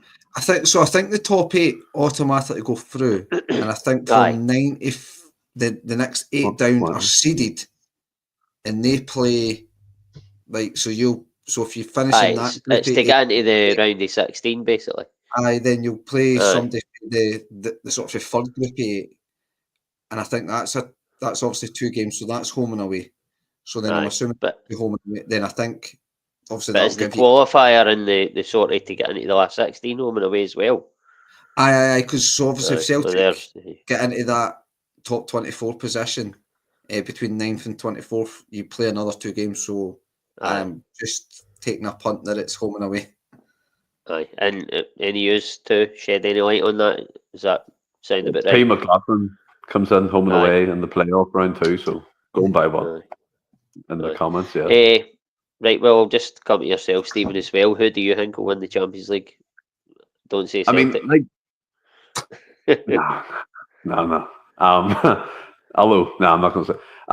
Like P. McLaughlin, I say Barcelona would be up there with a chance, just the way they've started the season. They're playing a really attractive brand of football.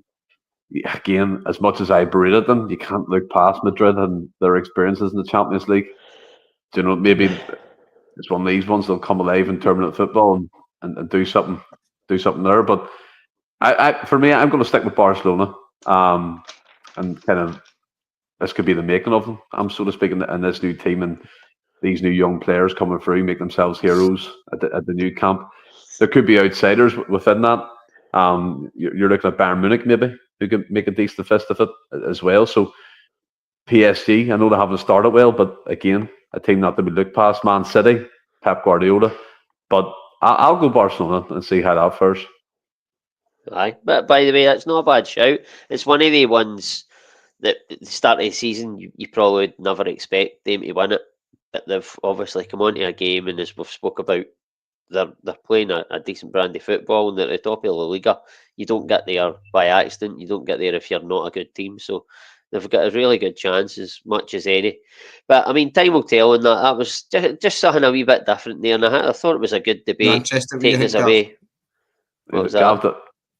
Manchester. No, Oh, if I know, ask Gav. Sorry, I thought I'd done Gav. Sorry, Gav. Go No, for it, sorry, mate. I don't actually have like one singular team. I probably have to give you probably 5 of the best in that league right now. So like Liverpool, even Barcelona, Man City, and by the way, see if Arsenal get their act together, they could be a contender. And then Real Madrid. Yeah, I'd probably go for 3 English teams and Real Madrid and Barcelona. Yeah. Listen, I like the sound of Arsenal winning the Champions League, of course, because I've got a soft spot for Arsenal. But listen, it's different for like a league title where you're lacking that number 9. But these one-off games, they have got a good chance, and anything can happen. Not a bad shout, Gav. But this time we'll move on. Oh no, what you going to say? What you going to say, son? Can I just say, I know that you're waiting till the end, but you know that teaser that you gave us at the start. So it was 16 goal scorers for English teams in the Champions League. I'm pretty sure I've got a solid 14. I think. Could you Google it? You've been on your computer. No, I'm just typing. I started typing away as soon as he said that. I've got a solid 14. I just can't think of two remaining ones, but I won't 10, give it away. but 9 I'm confident on. Right. Well, we'll get to that, but that's a pretty good effort, Gav. If you've got them all, so you've got 14. Is that including the 2 that we've already? Yeah. So I'm the same. I'm 10 confident on 9, but that's including the 2 we've got. Right. Right. So we're going to do an on this day, just a wee quick one, but just to let the viewers know that if you've got any questions after this on this day, we'll do some of the questions and they can be directed at all of us, an individual, on anything Celtic football related. But the on this day is obviously it's the 13th, Wednesday, 13th of November. So this on this day is 13th of November 1968, and Celtic defeat Red Star Belgrade 5-1. I just want to read a wee kind of anecdote, if you like, for that. So it was a great night of European Cup football for the 67,000 fans at Celtic Park, as Celtic beat, as I've said, Red Star Belgrade 5-1. With goals for Bobby Murdoch, Willie Wallace, Bobby Lennox, and 2 for Jimmy Johnstone. And I think Jimmy Johnstone actually set up 2 as well. I think it was at half time. Jimmy Johnstone had a chronic fear of flying. Stephen, you'll know all about that. Yep. And I think that he made it. I don't know if it was half time or before the match, but he made a deal with Johnstone that in the event of a substantial Celtic victory, he would not be obliged to fly to Belgrade in the return leg. And as I've said, he set up 2 and he scored 2, I think, in the second half. And he ran off the field at the end shouting, "I'll no need to go. I'll no need to go." I thought that was brilliant. I didn't actually know that story. So it sort of enlightened me when I was looking for an on this day. Thought it was brilliant, a great wee anecdote, and that sort of story that you probably will never hear in your modern day footballer.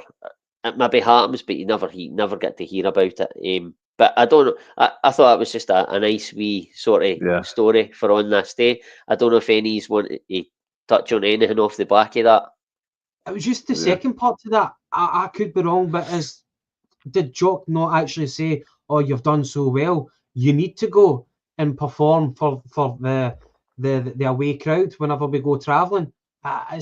Did Jimmy not actually get on the plane in the end? He didn't go.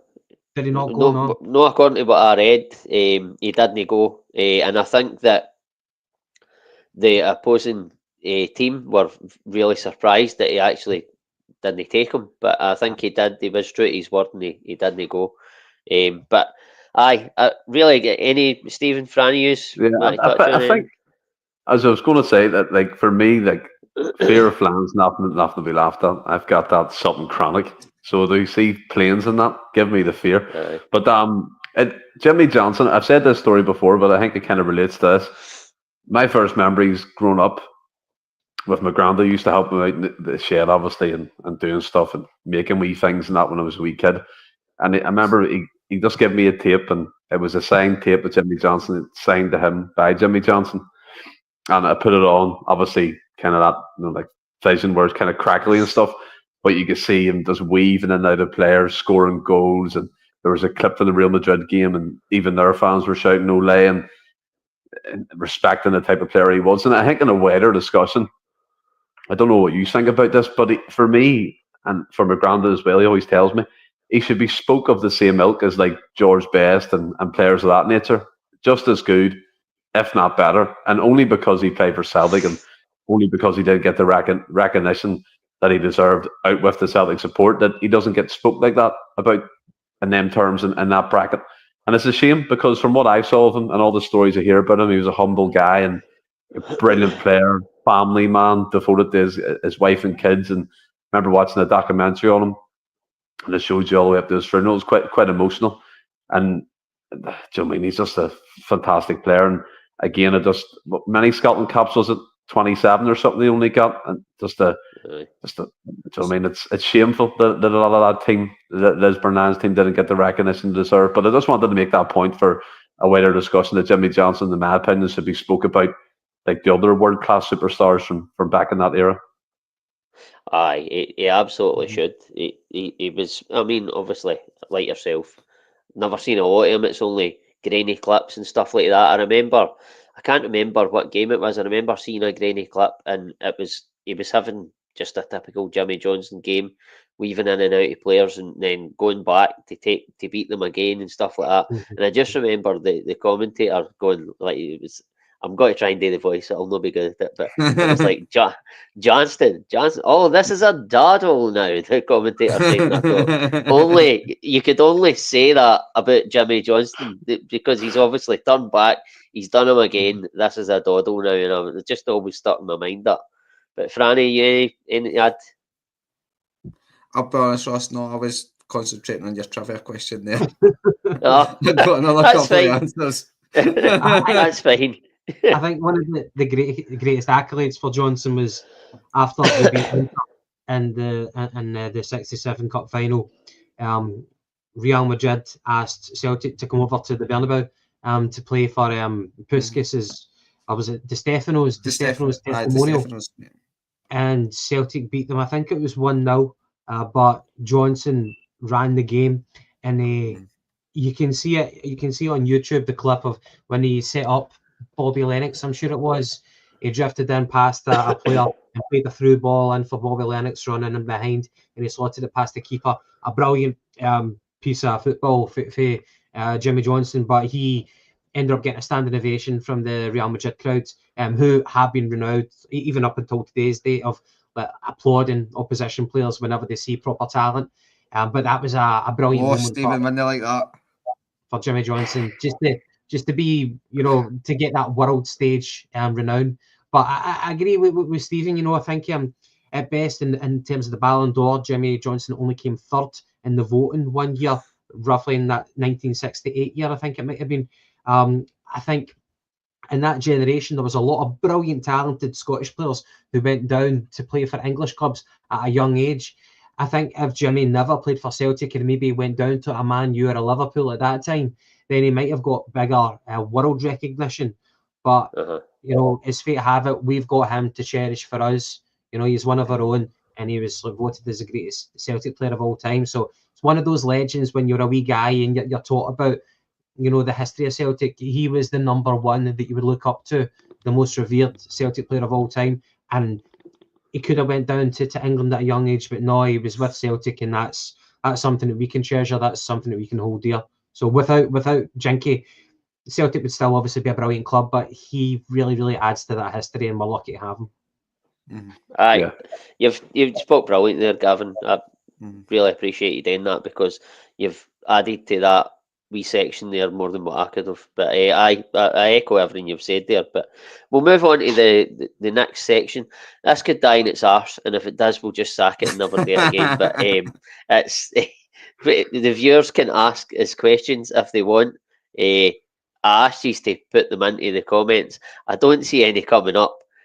So what we'll do is we'll move on to the next section, and if questions come in, Stephen, you can keep an eye on it and bring them up.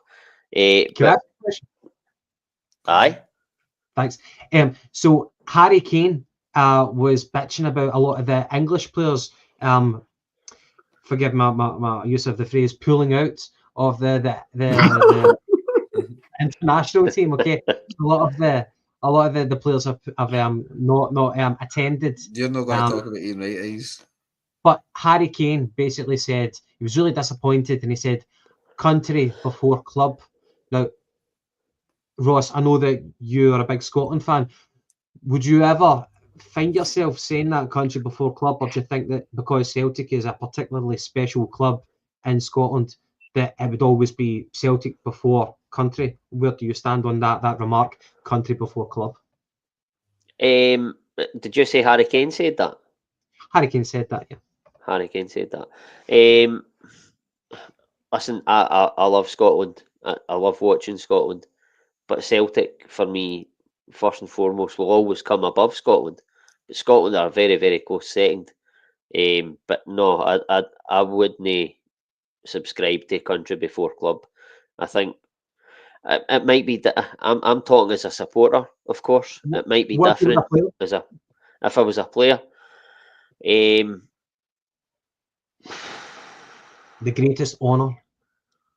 If I was a player and Scotland called me up, it wouldn't matter like what type of game it was. I would, and if I was fit, I would be there. Absolutely, it's nothing to do with the club. I know that obviously we're hearing that some of the clubs have maybe been putting some pressure on their players not to go, to conserve energy and whatever. And for me, I would still be adamant that I wanted to go.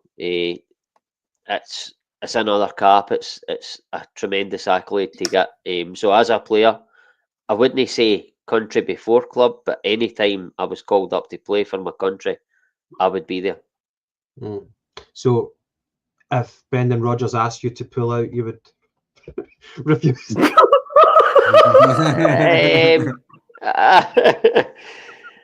I will. I mean, I would absolutely. I would never pull out. No, no, I don't. But I don't believe that Brendan Rodgers would ask you to do that. I think. I think also. Good political answer to that, Ross. If he knew, Kenny, I've just heard that back. Oh my God. Aye, but what I'm trying to say is that I think if no, I'm just going to dig a hole here. Moving on swiftly. Take that to somebody else, Gavin. We can move on. Aye, I would be there. I I want to start a question. Here's a question to everyone. Quick fire. Aye. Who's going to win the fight? Your man Jake Paul or Mike Tyson? Away, man, away. No. What? Oh, we're doing that? Oh, we are, aren't we? Yeah. What do you think? See the English referee? We're talking about that too, Gav. Yeah, we're talking about that soon. Right, we'll move on. It doesn't seem like there's many questions coming into the chat, and that's fine.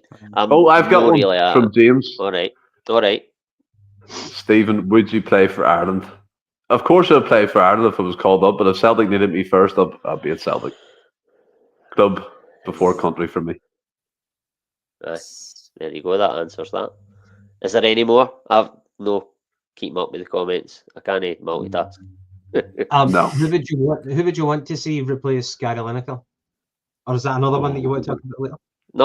No, that's fine. Is it who you putting that to me? Yeah, can I just say that the guys at Mark? What's the guy? He's not sharing it with some woman. Chapman. See, the only thing about Chapman, I just don't think he's charismatic enough. I agree with that. I don't think you necessarily need to be an ex-professional, but no. I think you need to have authority.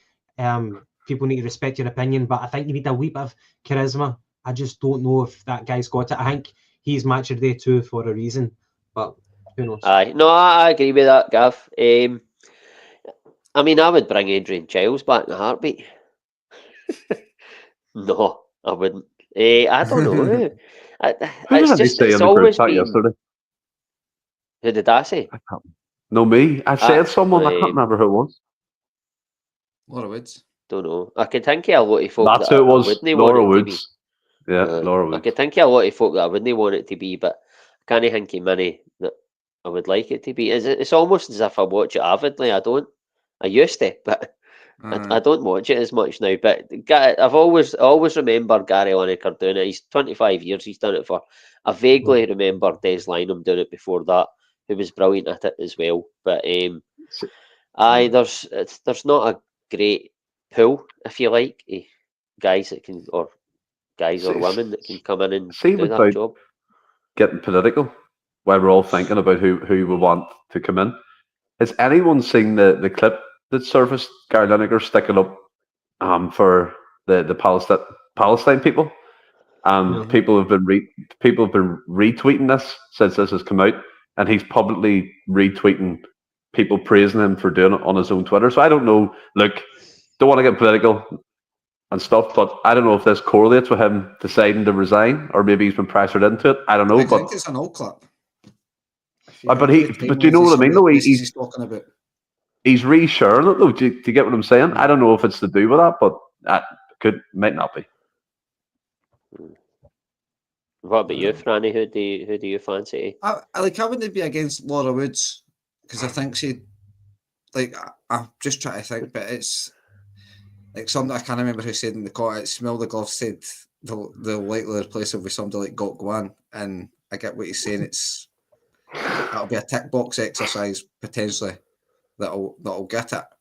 But Laura Woods, if it was something like Laura Woods, I wouldn't be against it because I think she's very well respected in the industry. She knows her stuff. She was brilliant on TalkSport. She does like a wee bit of virtual signaling, I'll give you that. But I think in the main she can put up there. She doesn't talk nonsense like some of the female pundits she gets, shall we say. Aye, well, she's more of a presenter than a pundit, really. But I wouldn't be totally like you say, it, Ross. I can't really hinky folk. Mega Richards standing it. Nah. I don't think a presenter. I like him as a pundit, but I don't. He's a Sky as well, isn't he? He's Sky, and then he's. But he does match of the day. He does match of the day. Does he? No, he does it now and again. But fuck knows. We'll see. It's not going to be any day with us, but God knows. We'll move on, right? I don't think there's any questions coming in for the viewers, and that's fine. So we'll move on to what? That one, Ross. Laura Woods is Coisty the father. Ask James. But I will move on to the next section. I want to obviously he's not where he is now, but he just left in the summer, Gavin, and that's Matt O'Reilly. He obviously had come on. He came into Brighton and he'd got that bad injury, a really poor tackle. He was out for a number of months, but he came on for Brighton at the weekend against the champions Man City, and he scored in his EPL debut.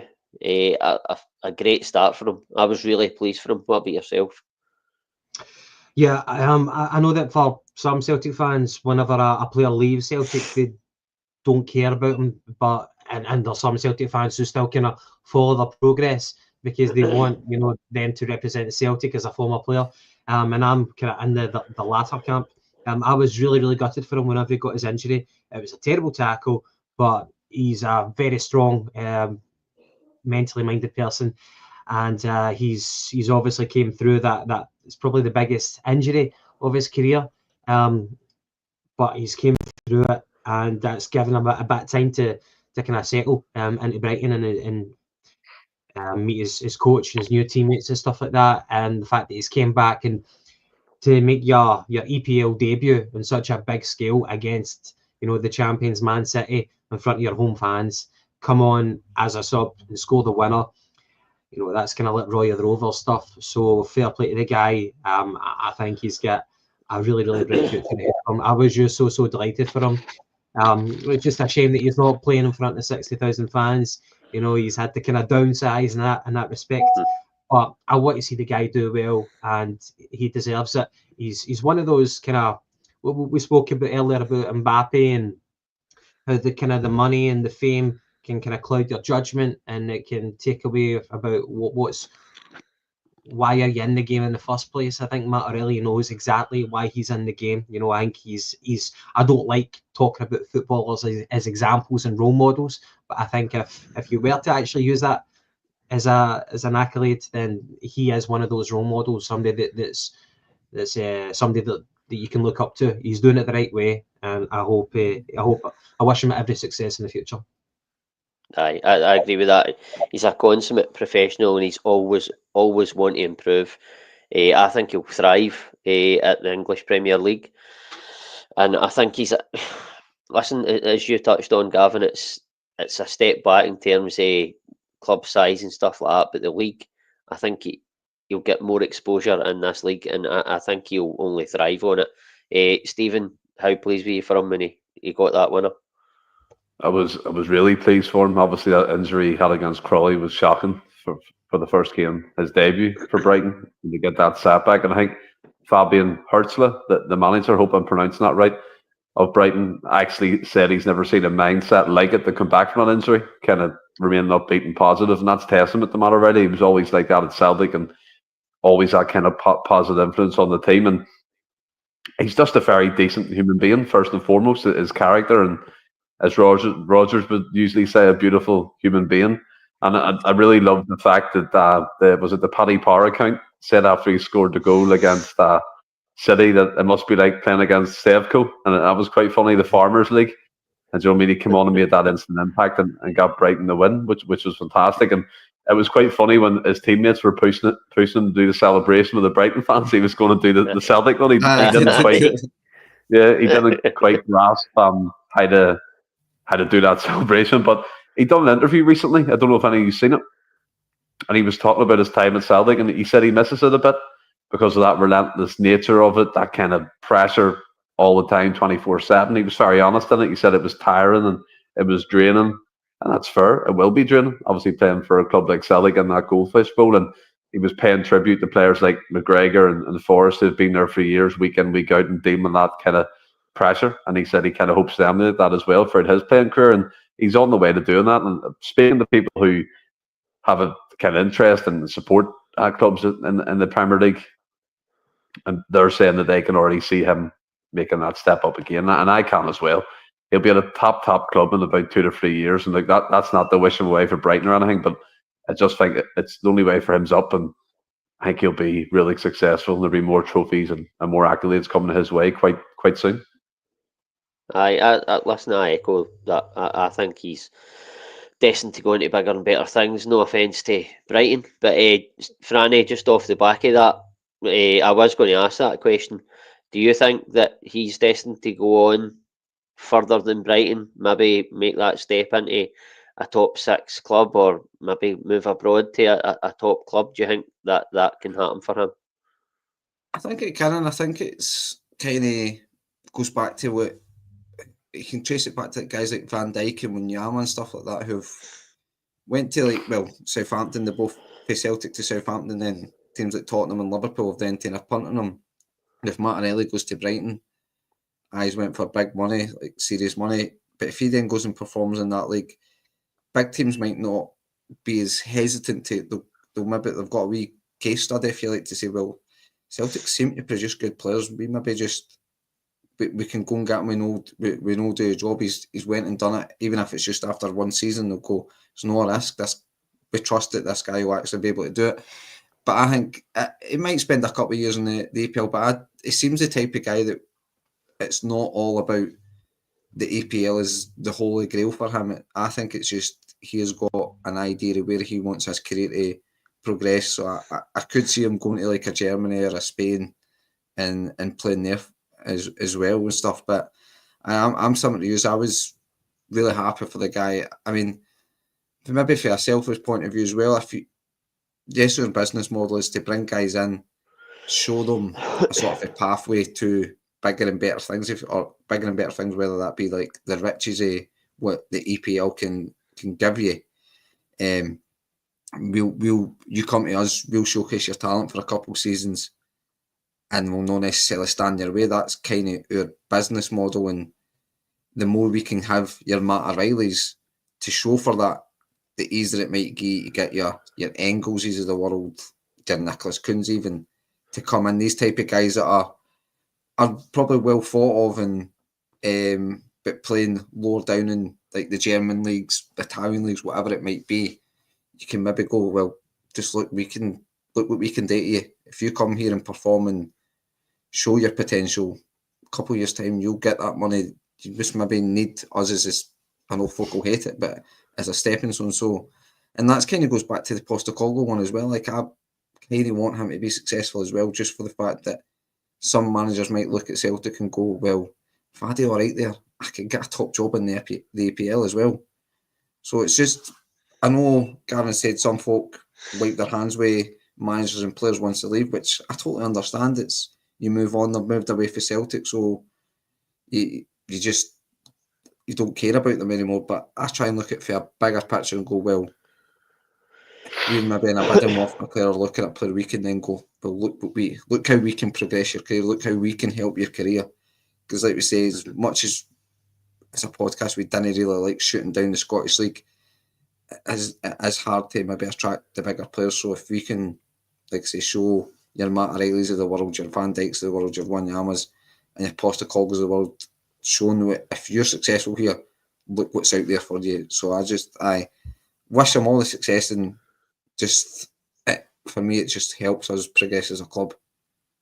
Mm-hmm. Aye, and I have to say, I agree with what you're saying there, but I've lost my train of thought. Sorry. That's unbelievable how many times that happens to me at least once every podcast. But basically, what I'm trying to say is, I understand what you're saying, but when most of the time when Celtic do sell a player, they go on to the Premier League and like not a bigger club, but into a bigger league. If they do well, they more often than not do that. But Gavin, do you think that Matt O'Reilly will fall into the bracket like a Virgil van Dijk, and that he'll go to Brighton, then he'll get a bigger move, and because of the way he lives his life and how his attitude is, do you think he'll come under that sort of Van Dijk bracket? Maybe not quite that level, because he is like probably elite, one of the best, or he has been. He's elite. Or do you think he might fall into the bracket where players that we've left, that we've had high hopes, that will go on to that sort of elite level, but then you look at guys like Edouard, who is like he's came unstuck at Crystal Palace, it never worked out for him. You look at Wanyama, he obviously moved on to Spurs, but he never quite got to the heights that we all expected. What sort of bracket do you think he'll come under? I don't think that Matt O'Reilly has got the potential to be world class, and that's going to be an unpopular opinion. I think that his main failing is his lack of pace, and I think that in the Scottish League that's absolutely fine, and to an extent in English League he might not be exposed, but I think whenever you play for the top teams who want to be challenging for honours, I'm talking about in England, where it's a very, very physical. The league is defined as much by skill as it is by physicality compared to any of the other top European leagues. And I think that Matt O'Reilly's lack of pace, even like long distance, even like a short burst, I don't think he has it. He's got a lot of tools in his box, but speed, pace, acceleration, it's not one thing. And I think that's probably the one thing that would stop an Arsenal taking him or a Liverpool taking him. I'm not saying that there are some players who don't have pace, who don't play for those teams. But I think that if Matt O'Reilly was to take the next step up, it would be abroad in Spain or in Italy. I just don't think he can play for one of the top 4 teams in England. And I fully know that that'll be an unpopular opinion. I want him to do well, but speed, you either have it, you don't. He doesn't have it. And I think that it's a cutthroat English league, and that's going to be the one kind of thing that stops him from moving on. And listen, I totally agree with that, to be honest with you. I think that is one one of the attributes that he does lack in. So on that then, I'll just come back to you, Gavin. On that, do you think that if he doesn't get that sort of big move, I heard him talking in an interview after the game, and that I think the manager's Ursula there, and Matt O'Reilly talked about Ursula always goes on about trying to get into that establishment, if you like, albeit he's talking about getting into the top four. Do you think that Matt O'Reilly can reach his goals that he wants to and what he's capable of at Brighton? Do you think they can get into that? Because I think they're sitting maybe sixth now, and they have been that sort of maybe 6th to 8th position the last few seasons. Do you think they can break into that top four and Matt O'Reilly can get what he wants staying at Brighton? Kind of much like Celtic, you're a victim of your own success with the trading model. And if Brighton are going to continue to sell your McAllisters, your Caicedos, then that might stop them from upsetting, the apple cart. I don't think that Brighton can do that if they continue to sell their best players at the end of the season. So unless they buck that trend, then that's not going to happen, in my opinion. Aye. And Stephen, what about yourself? Do you think Brighton can sort of get into that top four and break that up? As a one-off, they might, but I think Gav's right. In terms of their recruitment model over the course of years, I don't think so, because they're all about buying low and selling for a high profit margin. But no doubt it always seems to work for Tony Bloom and his kind of statistics company that he uses. I know I played a big part in Hearts and the recruitment of Neil Critchley for that management position when Naismith left. I know there's a link up there as well, which would be interesting to watch over the coming years. But in terms of O'Reilly and his development, and I agree with Gav to a certain degree about his pace. One thing he definitely lacked. But I look at the Premier League. I mean, does Manchester United's centre midfield area have great pace? Casemiro? No. Do I mean, very, very few teams now have really pacey midfield players in terms of the centre of the pitch. Maybe athletic players, yes, and robust. Maybe Matt O'Reilly lacks that at the moment, but I think he can build on that. O'Reilly's always had great awareness, a great first touch, which kind of sets him apart from the rest, can break the lines really well, arrives late in the box, and like he did for the City goal, and he can finish really well. So there's things that he has that other midfielders don't quite possess, and I think he will move on to a top club. And someone mentioned in the comments maybe the two Milan clubs in Italy, and again, that tempo might suit him. I don't see why. I don't see why a Manchester United wouldn't look at him. Don't even see why maybe a Chelsea wouldn't look at him. I just think he complements teams really well, and what he brings to a team outweighs his kind of cons, which is only really his pace at this moment in time. Everything else he possesses, and it will get better playing at a higher level. So I agree with you, Gav, to a certain degree, but I do believe that O'Reilly will achieve most of what he wants, and if, again, it depends on himself if he wants it. That's fair. And Franny, off the back of Stephen, do you think that Stephen's obviously talked about a Man United or a Chelsea coming in from? Obviously, they aren't. They're a top six club, and that sort of big six, if you like, but they aren't constantly top four at the minute, either of the two clubs. Do you think that one of them could flourish at one of them, or do you think that I have to agree? I have to say that I think Matt O'Reilly would flourish more in the Italian league, with it being slower paced, because I agree with Gavin in that where he lacks the pace, but I think he's cultured and that would suit him, that slower paced football where he gets to turn, get his head up and he's timing the ball, because he can really hurt teams when he's got time in the ball. The only thing I would say is that, can he achieve winning the big trophies at an AC Milan or something like that? I don't think he can achieve the European status anymore, but certainly winning Serie A would be an achievement, I suppose. I was winning like the Serie A's would be an achievement. Like we touched on earlier, the Italian clubs have fell off a bit of a cliff big time and stuff, competing really at that level.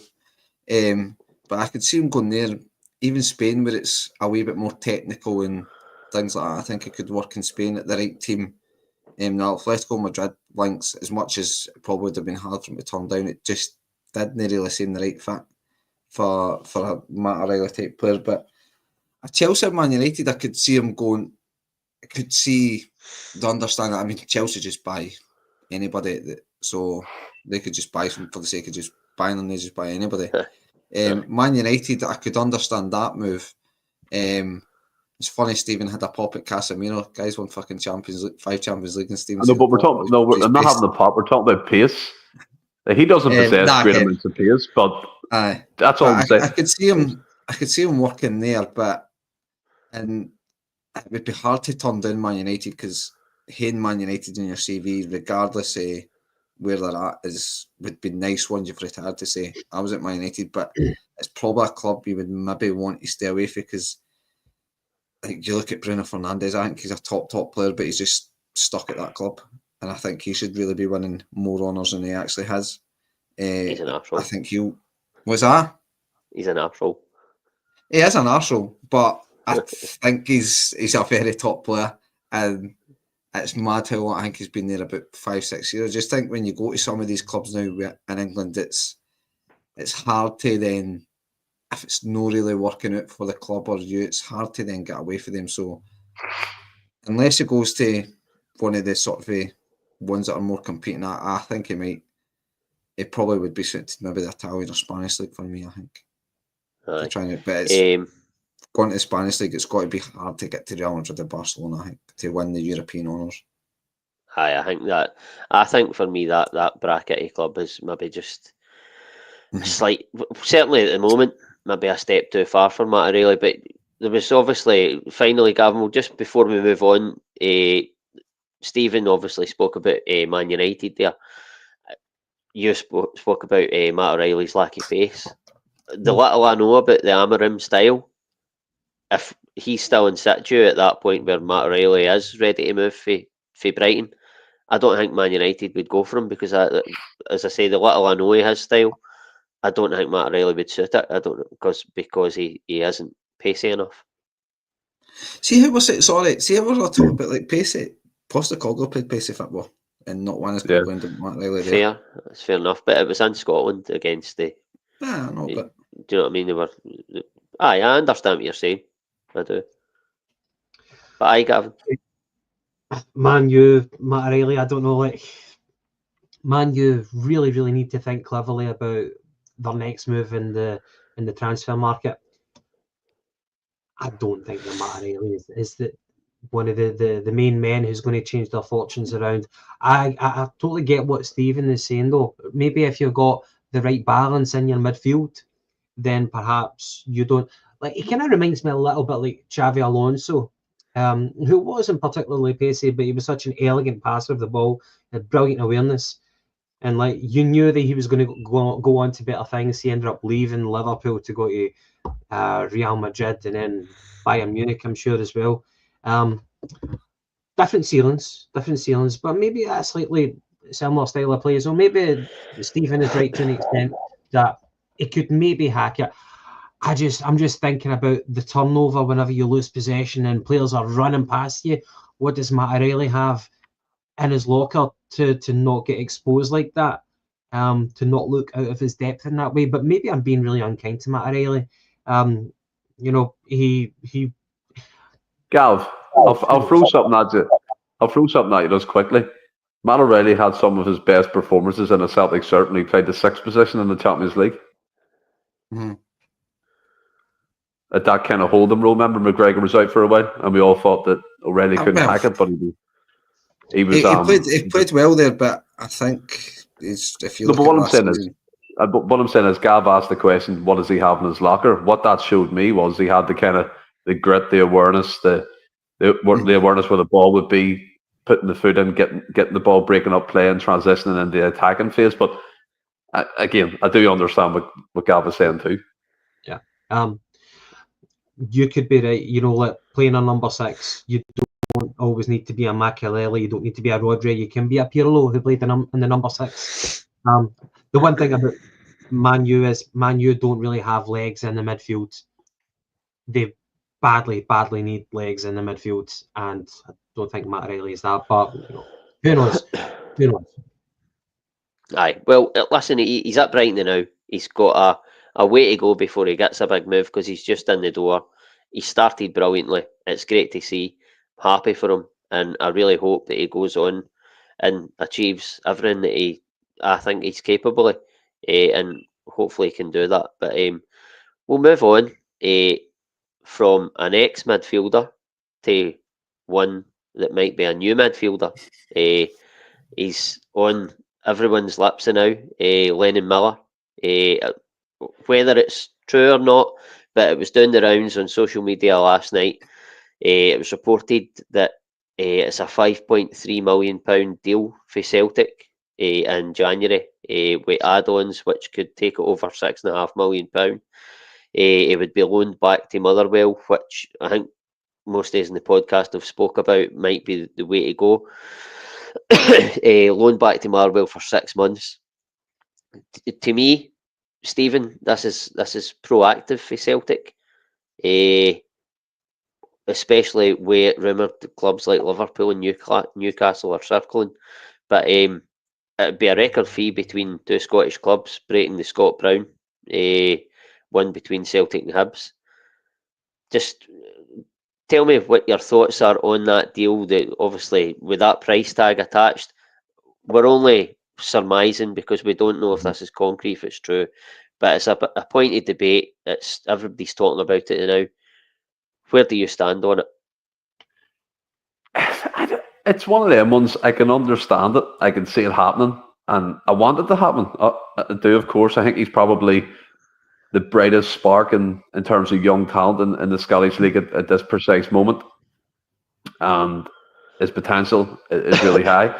Like, listening before going to what I've seen him do, I was listening to the most recent Open Goal, a podcast that had Stephen O'Donnell on, the Motherwell captain, and obviously Andy Halliday, who plays for Motherwell as well, alongside him. And they always talk about Lennon Miller every week, but I was just interested when I was listening during the week there that O'Donnell was talking about the way Lennon Miller receives the ball, like Billy Gilmore can turn in half space, can receive it facing the player, behind the play. And I thought that was interesting in terms of what he can do. Like, sounds a wee bit like Cal McGregor in that instance, and he was saying that he prefers him, or he would like to see him kind of deployed in the number 6 position, which is interesting. And again, could he be McGregor's long-term replacement in the future? We'll have to wait and see how that pans out. I think in terms of the fee, look, I know it always comes back to bite me in the arse, and I'm always saying Celtic have to spend money, Celtic have to do this and have to do that. This is the going rate now for players who are up and coming, and clubs know that Celtic have money, so we can't lowball them, and Motherwell have every right to ask for what they're asking for. Turnbull was signed them for near £3 million, so if you're looking at Miller and thinking he's an upgrade even on Turnbull, then you're probably talking maybe another $1.5 million on top of that, which brings you close to this fee anyway. Thought it was quite interesting that Rangers wouldn't go above £3 million, obviously paid over 1,000-year instalments, or however they can afford it, but that doesn't seem to happen. And what I've seen of him against us, the most recent game, I think he hit the post, and he was a nuisance. I liked what I've seen. He could receive the ball in difficult areas, tight spaces. He could play out. He could receive it with both feet. A good control, a good touch, and a wee burst of pace that you need. Like Gav was talking about, O'Reilly maybe lacks in that. And I'm all for forward planning. You go back to the days of the John McGinn. I know John McGinn, missing out on him, likes of Stephen Fletcher over maybe 300, 400 grand. I don't think that'll happen quite as often as it did in the past. I think Rodgers is probably saying, giving them clear targets. I want this guy. I want that guy. I mean, there's already rumours about other players who might be coming in. But I'd be excited, Ross. I think the idea of loaning back to Motherwell is a good one, because I don't think he would get into the first team. I think we'll probably stifle his development over the whole season if we just bring him in to sit on the bench. And it probably spells the end for the likes of Thiago Home and a Celtic top as well, because you would expect Miller to come in and get a full pre-season behind him and see what he can do in the first team from next season. It's an interesting one to keep an eye on. And like you said, it's football gospel, whoever reported it, but it'd be just interesting to see how that develops over the coming weeks and months. Aye, it definitely would. My sort of stance on it is he's a very good young player. He's 18-year-old. As I've said, it would be proactive for Celtic. I think, personally, Lennon Miller at 18-year-old would probably, looking at the Celtic midfield now, Cal McGregor's maybe got another at least 3 years still left in him, I would say. When you look at Scott Brown, we've obviously signed Luke McCowan. He's 26-year-old and he's quite experienced in the league. And then we've got Bernardo. Hatate might leave. But we're a really strong. It's a really strong part of our team. I think 18-year-old, yes, loan him back out for 6 months. I think Lennon Miller, the player, would be better placed staying at Motherwell. But the modern game, it doesn't work like that. And listen, if there's an opportunity for Celtic to get a really promising, good young player before we lose him to the riches of the Premier League, and we can get maybe 4 or 5 good seasons out of him, and he leaves Celtic and he's still only 22, 23, then great, go for it, do it. But my worry is that we sign him and then we stunt his sort of development and growth because he is still very young and it's a very, very tough Celtic midfield to get into. But, I mean, time will tell on that. Franny, what's your thoughts on that possible deal? I mean, it's one that excites me. I've spoke a lot about Lennon Miller, and I feel it's maybe a bit. I'm in too deep now, and I need to stick to my guns and stuff with him, in the hope that it turns out to be successful. I think Celtic as a club should always be looking at the best young talent in Scotland as well within the league, whether that be being Scottish or whatever. I just think all the top young talent, we should not say we should just go and buy them, but certainly be interested in them. And Lennon Miller is arguably one of the best that's been in a wee while. What he's shown so far, yes, he's still a young boy, but he's got a lot of experience in the league so far. The figure is, for me, the figure is what the figure is. Like Stephen said, that's the going rate now. And I think if we're willing to put that sort of investment in him, if that's what it's true that is, it shows that, for me anyway, it shows that we have got a clear plan for him. That maybe, like you touched on there, Ross, like a Hatate or something, maybe he's all got eyes elsewhere. So if Hatate leaves, he's maybe coming in and not automatic taking Hatate's place. Maybe Bernardo will step into that, but then it's between McCowan and Miller sort of supporting that midfield three, if you like, McGregor, Engels, and Bernardo. So it is forward plan in that sense. It is one that does proper excite me. I do agree that he should loan them back because it's got to be hard to get into this midfield now. Everyone, even Luke McCowan's performing when he comes in. Bernardo he's doing brilliant as well. So it is a strong bit of our team. But I think for a positive, it's forward planning. If true, yes, it might be that due to maybe a Hatate or something, maybe he's going to leave in the summer. But also it's with the fact to not get too bogged down the figure. I think if it's true, it shows that Celtic's maybe getting a wee bit more modernised way. They're willing to pay the going rate for young talent. It will come with maybe decent wages for an 18-year-old as well, which might help us with some of the youth coming through. We might not lose that as much, although for me that's more a Scottish football issue, how we lose a lot of the younger talent for the B squad. But it might help if you can just give them a wee bit more coin. And maybe Celtic are looking at going, if we wait to the summer, if he continues this and that's 2 good seasons, the riches in England will not compete with that, because as much as it's a gamble for us at these sort of numbers. Your Liverpools and Newcastles and that who are reported interesting, 5.5 million's nothing to them at the end of the day. They can take that risk, and if it doesn't work out, it doesn't really matter to them. Whereas we would really need to do proper, as much as we've got cash in the bank and we're loaded, we can't just be spunking 5.5 million in the hope that somebody turns out. But for me, it's positive on a few levels, just that I like the idea of signing the best young talent in the league, if possible. But equally, the figures and stuff that's been spoke about, it maybe shows that we're becoming a wee bit more modernised, and we're not going to bog down in figures. If Rodgers wants a guy, we're just going to pay.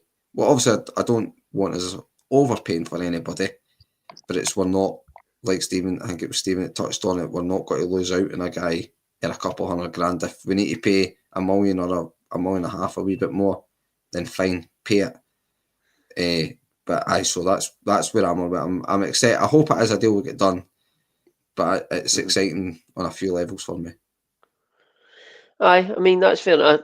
In terms of the fee, I don't get too bogged down with fees. It is quite an outlay for a young 18-year-old player, Gavin. But Celtic have had what the best part of 2, possibly 3 seasons to look at this young guy playing in our league. So it's not. I wouldn't say it's as much of a gamble as maybe scouting a guy who's 18-year-old for, I don't know, like Sweden or something, and bring him in at that price. It's less of a gamble because you're seeing this guy week in, week out.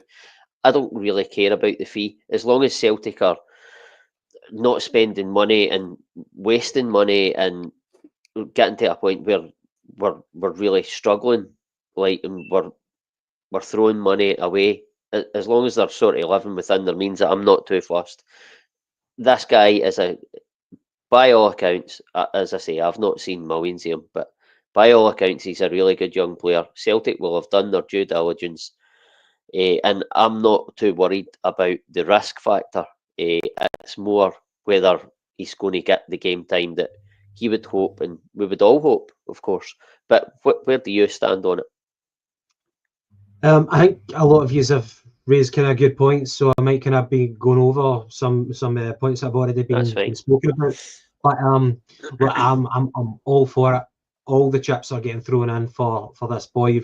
We've got a history with Motherwell. Obviously, we've broken their transfer record twice in the past. O'Donnell, midfielder from the 90s, and obviously David Turnbull as well. But I think for this boy, I think he's got a higher ceiling than those other two. So I'm quite excited in terms of the fee. I think you're right, Ross. Like the purse strings have obviously been loosened at Celtic in the summer with the outlay that we made for Idah and for Engels.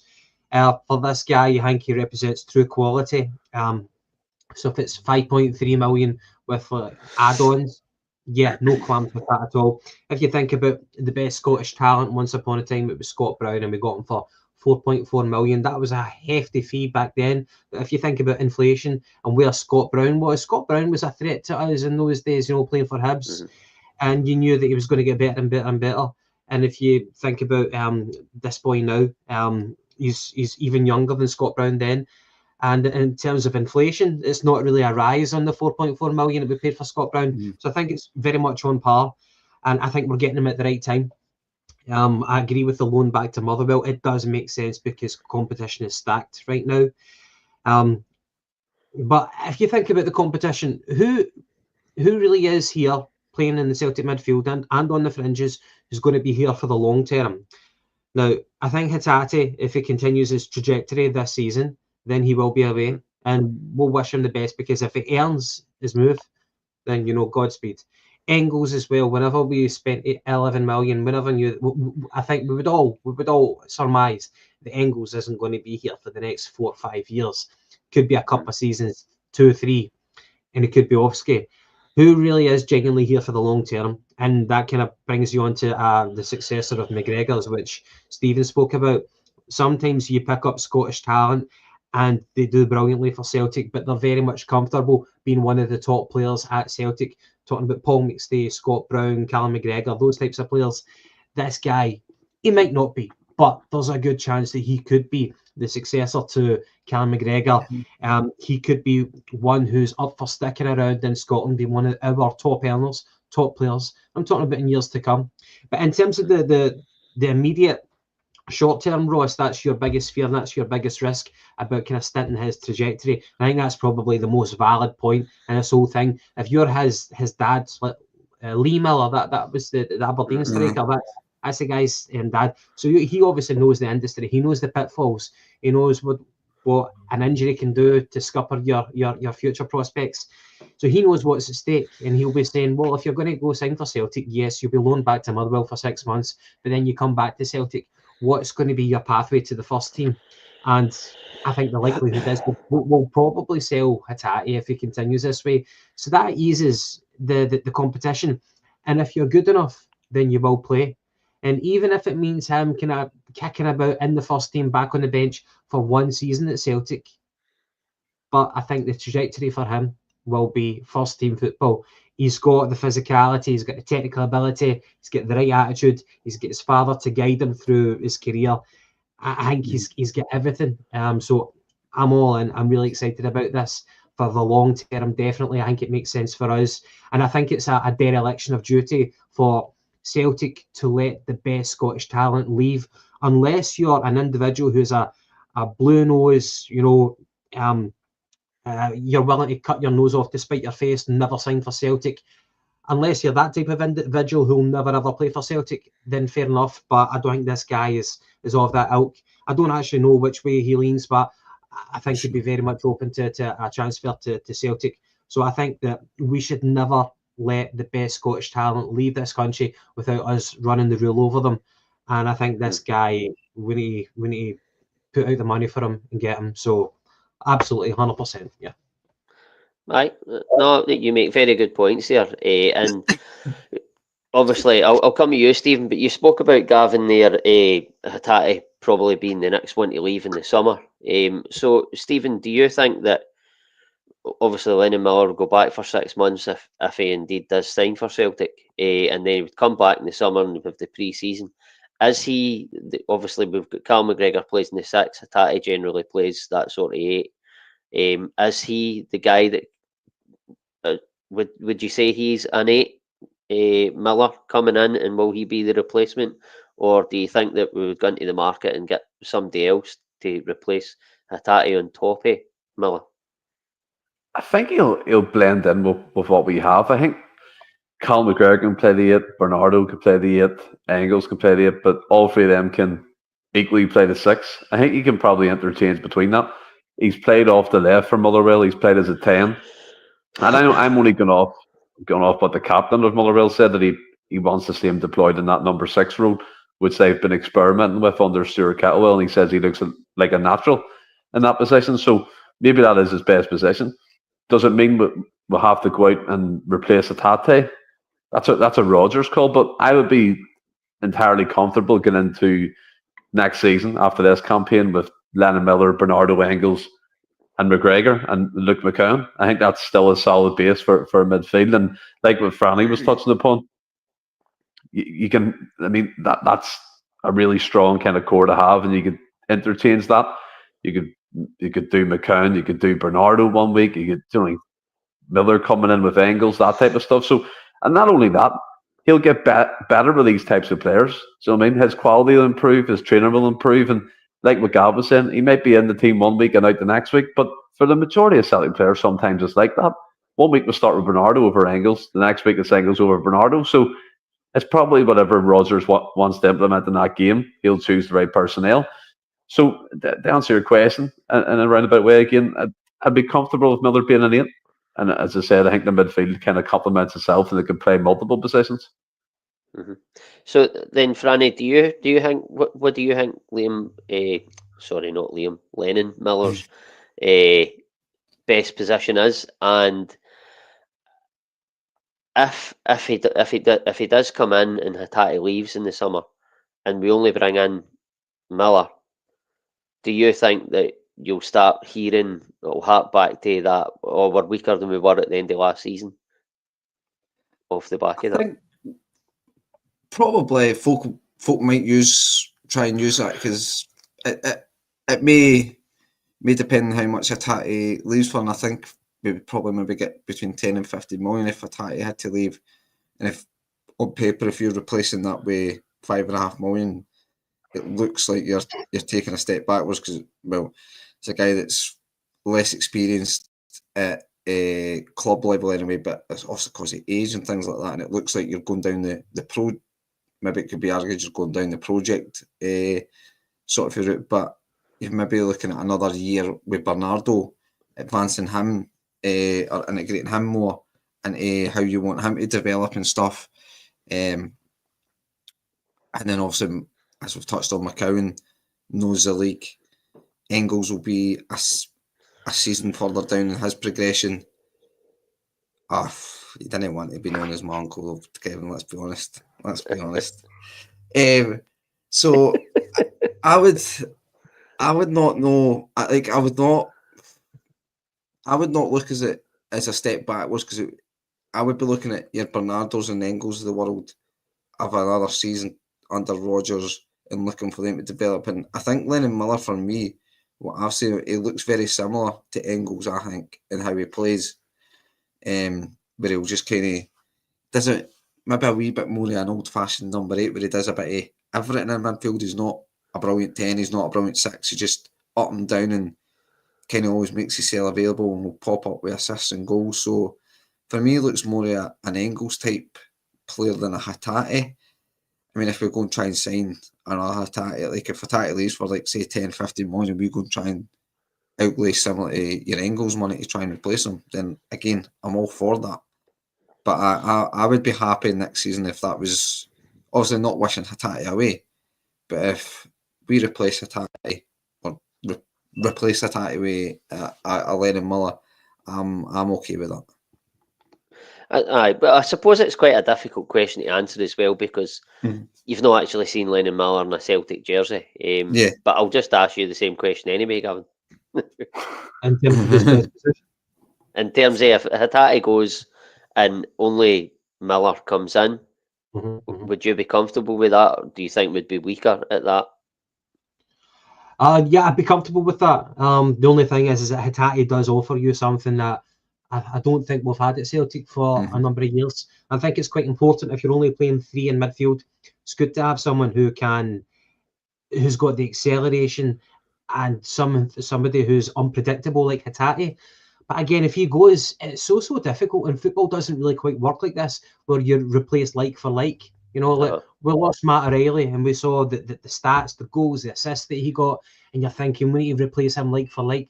But we bring in Engels, who is a wee bit different. It's not a like for like. You just adapt. You maybe change. You know, you lose a great striker, and then you bring in a different type of striker. They're not always going to be like for like. You just adapt. But I think somebody made the point that the supporting cast will be 1 year older, 1 year better. You know, so I think in general, we're going in the right pathway. So even if Hatate leaves, Lennon comes in, I'm cool with that. I'm not fussed.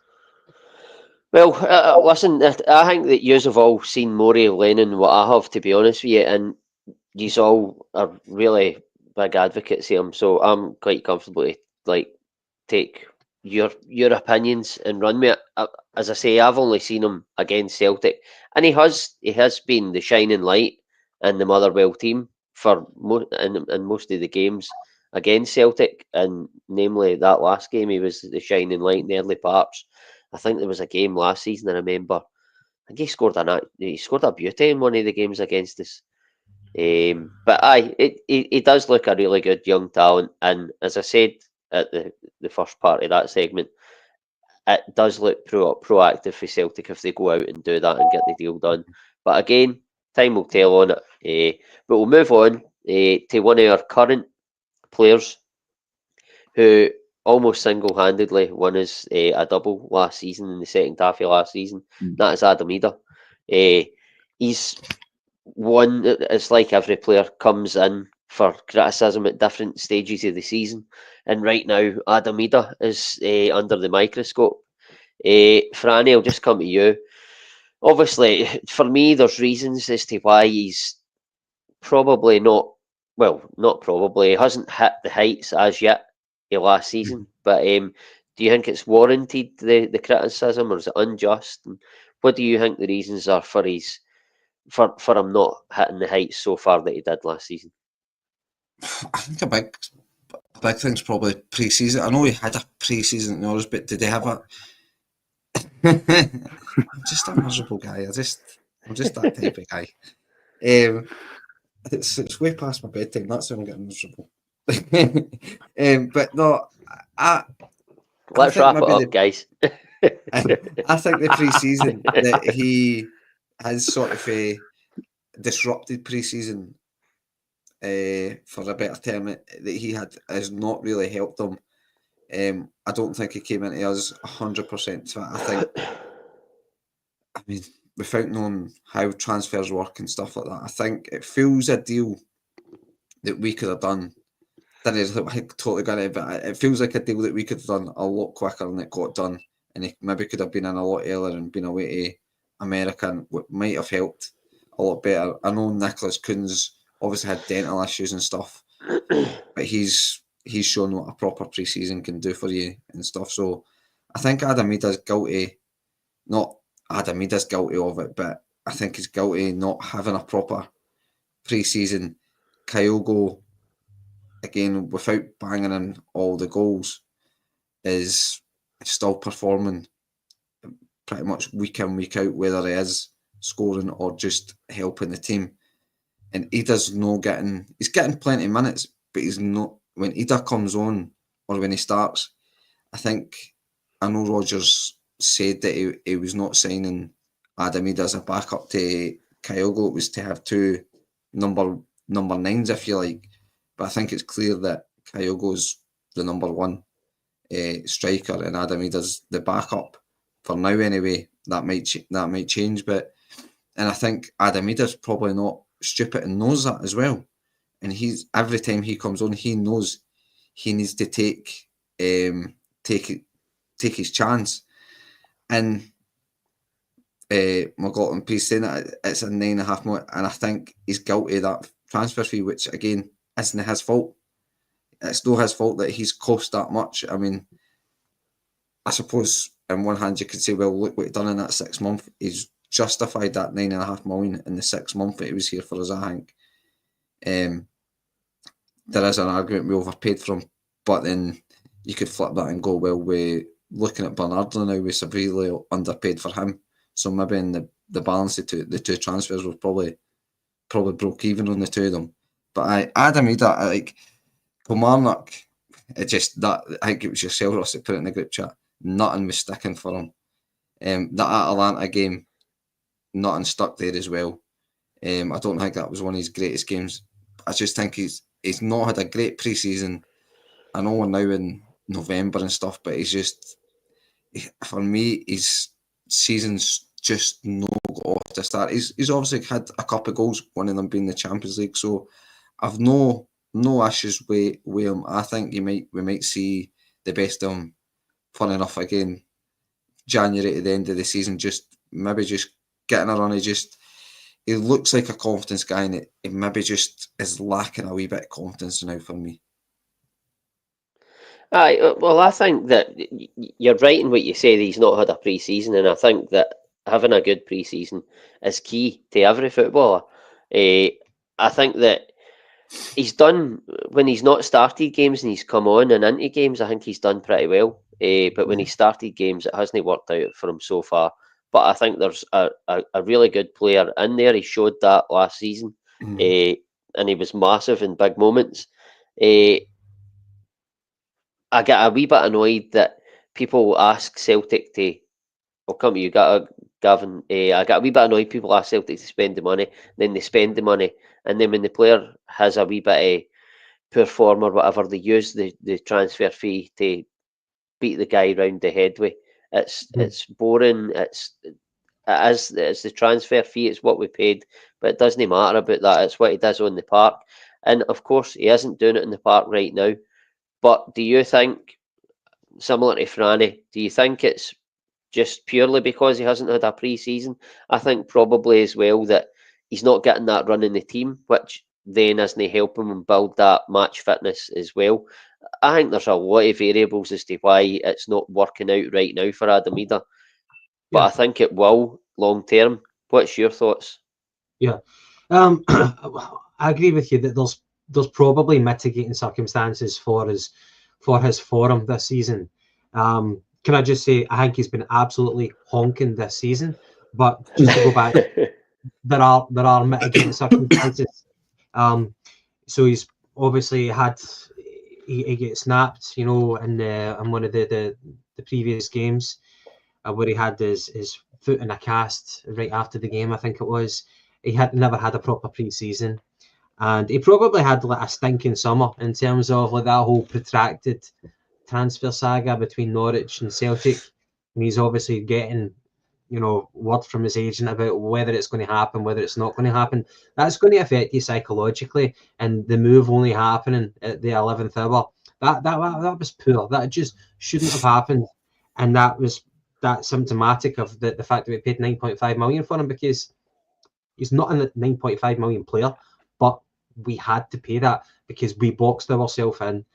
We had no other option. We had to do that. That's not his fault, and I'm never going to use that against him. I think last season, let's remember, whenever he came in last season, we were a team who needed a pick-me-up, and that kind of psychologically helped him because he knew that he was coming in to boost, to galvanise our team. We weren't scoring our top number 9. It just wasn't falling for him. And he knew, I'm going to come in here and I can be the main man. I'm just going to take the bull by the horns. And that's exactly what he did. Just things were falling to him. He couldn't really do much wrong. And then the way that he, was it his first game against Hibs, getting the double, taking the 2 penalties, and then his final game in the cup final, that couldn't have gone any better for him in those 6 months. And he even scored away at Ibrox, which is another kind of notch in your bow in terms of like Celtic fans appreciating a player and what stages they can do it. It's a brilliant 6 months, and I think practically all strikers are kind of their form is based in confidence. That goes so far, and this season there have been so many factors going against him, and he doesn't have the confidence. People said that in the Kilmarnock game, he needed about 4 touches to control the ball. It's just not happening for him, but I'm not panicking. I think he will kind of come to the fore in the second part of the season. I think between now and Christmas, just get the head down, get fit, try and get some positivity in your game. Try and remember what it was that endeared you to the Celtic fans in your first time at Celtic. Just go back to the basics, and I think in the second half of the season, he'll come to the fore. He'll help us out. We'll get goals. But I'm not panicking. I don't think he's ever going to be good enough to be a Celtic number 9. But I think he's good enough to be in and around the squad. So I'm happy he's here. He will rediscover his form. I'm not panicking. So, Cam. Well, I think I made the case. I think I was in the same boat as you, Stephen, in that we felt that Adam Idah, probably the same boat as Gavin, according to what he's just said there. We felt that Adam Idah was a good player, but not as good as everybody was making out. He did have, I think the massive moments that he had made him look a better player than what he actually was. And in general, throughout games, he wasn't affecting the games as much as you would like him to. But I think towards the end of the season, I sort of came back for that a wee bit, and he won me over. I think obviously the goal in the cup final helped, but the performance at Kilmarnock, he was absolutely outstanding that night, and he did win me round. I don't know if we're starting to see slightly it coming back our fears in that and sort of last season, but listen, I still think as I've said, I still think there's a decent player there, but much like Gavin, I don't think he's not going to be of the level of Kyogo, and if Kyogo goes, I wouldn't be 100% comfortable. Listen, maybe in time when he gets his fitness up, that might change, but right now I wouldn't be 100% comfortable with Adam Idah being our number 1 striker. Where do you sit on that, and his sort of form, the reasoning for his form of late? I totally agree with what you just said there. If Kyogo left the club, I would fully expect Celtic to sign another first choice striker, or a striker to compete with Adam Idah.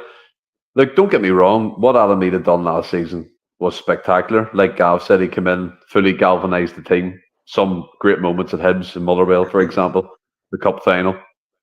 But there's only so long you can live off past glories. And there's only so long we can come on a podcast and talk about his fitness levels. We're in November now. So, I mean, this period of time this season, we're, as you said, 18 games into it, only 1 defeat. I'd be expecting his fitness to be at a decent level, regardless of no pre-season behind him. For me, his best game in the Celtic shirt this season has been against Atalanta. Funny enough, I thought he had a great away performance. He held the ball up really well. He was liking the game. But it hasn't been... We talked about this... What? I think everything been staffing. No, I thought he was good against Atalanta. Maybe, I don't know. Maybe I was watching it through, I don't know, a different lens. But it's all about opinions. I just... and you're a dick.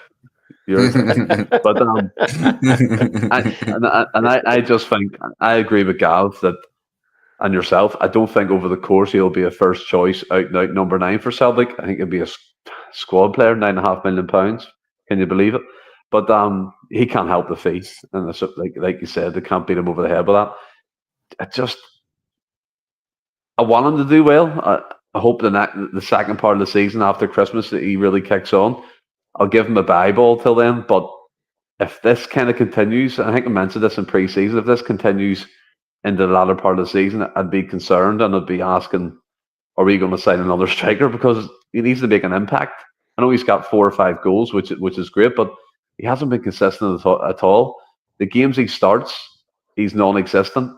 And yeah, we also agree when he comes into the game as a sub, he genuinely makes an impact in some shape or form, but just overall, he hasn't been at it. And I get the pre-season argument, but he's a professional athlete. You're 18 games into a season. You should be fit. I don't buy that no more. You should be fit and firing. And let's hope he can find his shooting boots after this international break and really kick on for the second phase of his career in a Celtic shirt. Aye, well, fingers crossed, because anybody that pulls on the Celtic jersey, you want them to do well. And Adam Idah isn't excluded for that. I think he will and can do well. And I think he will play a part in moments in this season when we need him. And hopefully that's sooner rather than later, but we'll see. But we'll move on for the Adam Idah and we'll come away for the Celtic chat, because again, that's what we do on the double pivot. And we'll move on to this David Coote referee video. I'll come to yourself first, Gavin, because you seemed quite keen to talk about it earlier.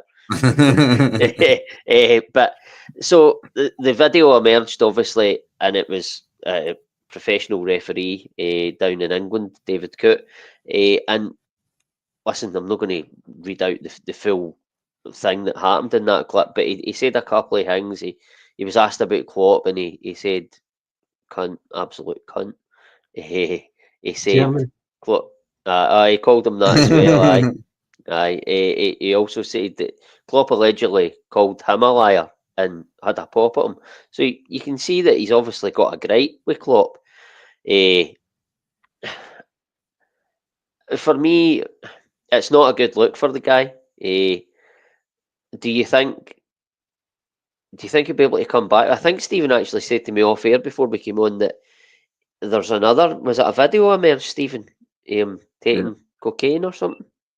So on first view, could be cocaine. Aye. Well, on first viewing of that video, I did think he had been on something or he'd been drinking. He didn't look like he was sober.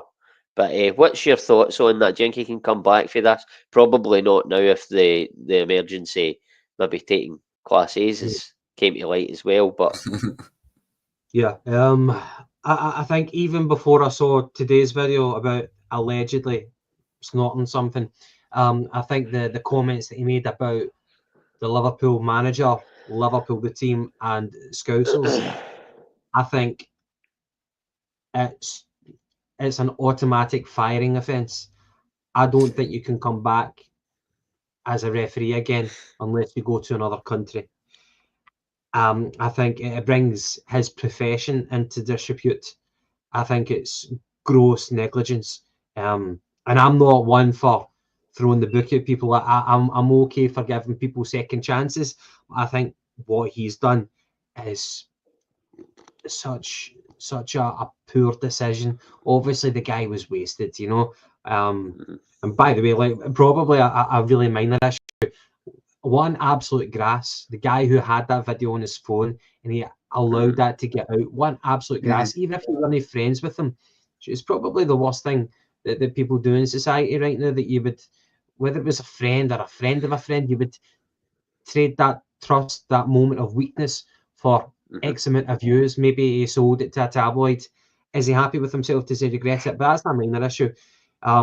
Coote should never have allowed himself to get put into that position. See if I've worked in call centres when I was younger, and see if I was caught, and I've heard of other people losing their jobs because of this.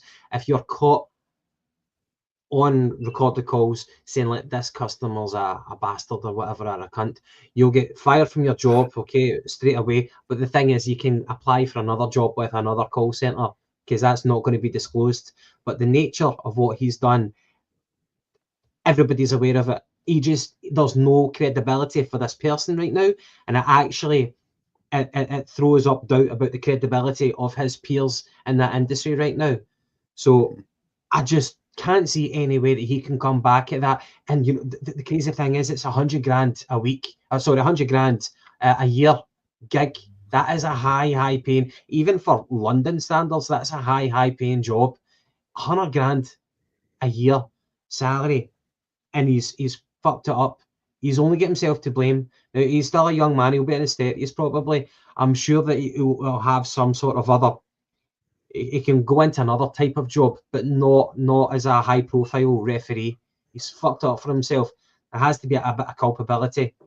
He's fucked up for himself, and he's put doubt on his peers. I think it's just terrible what he's done, man. Terrible. Aye.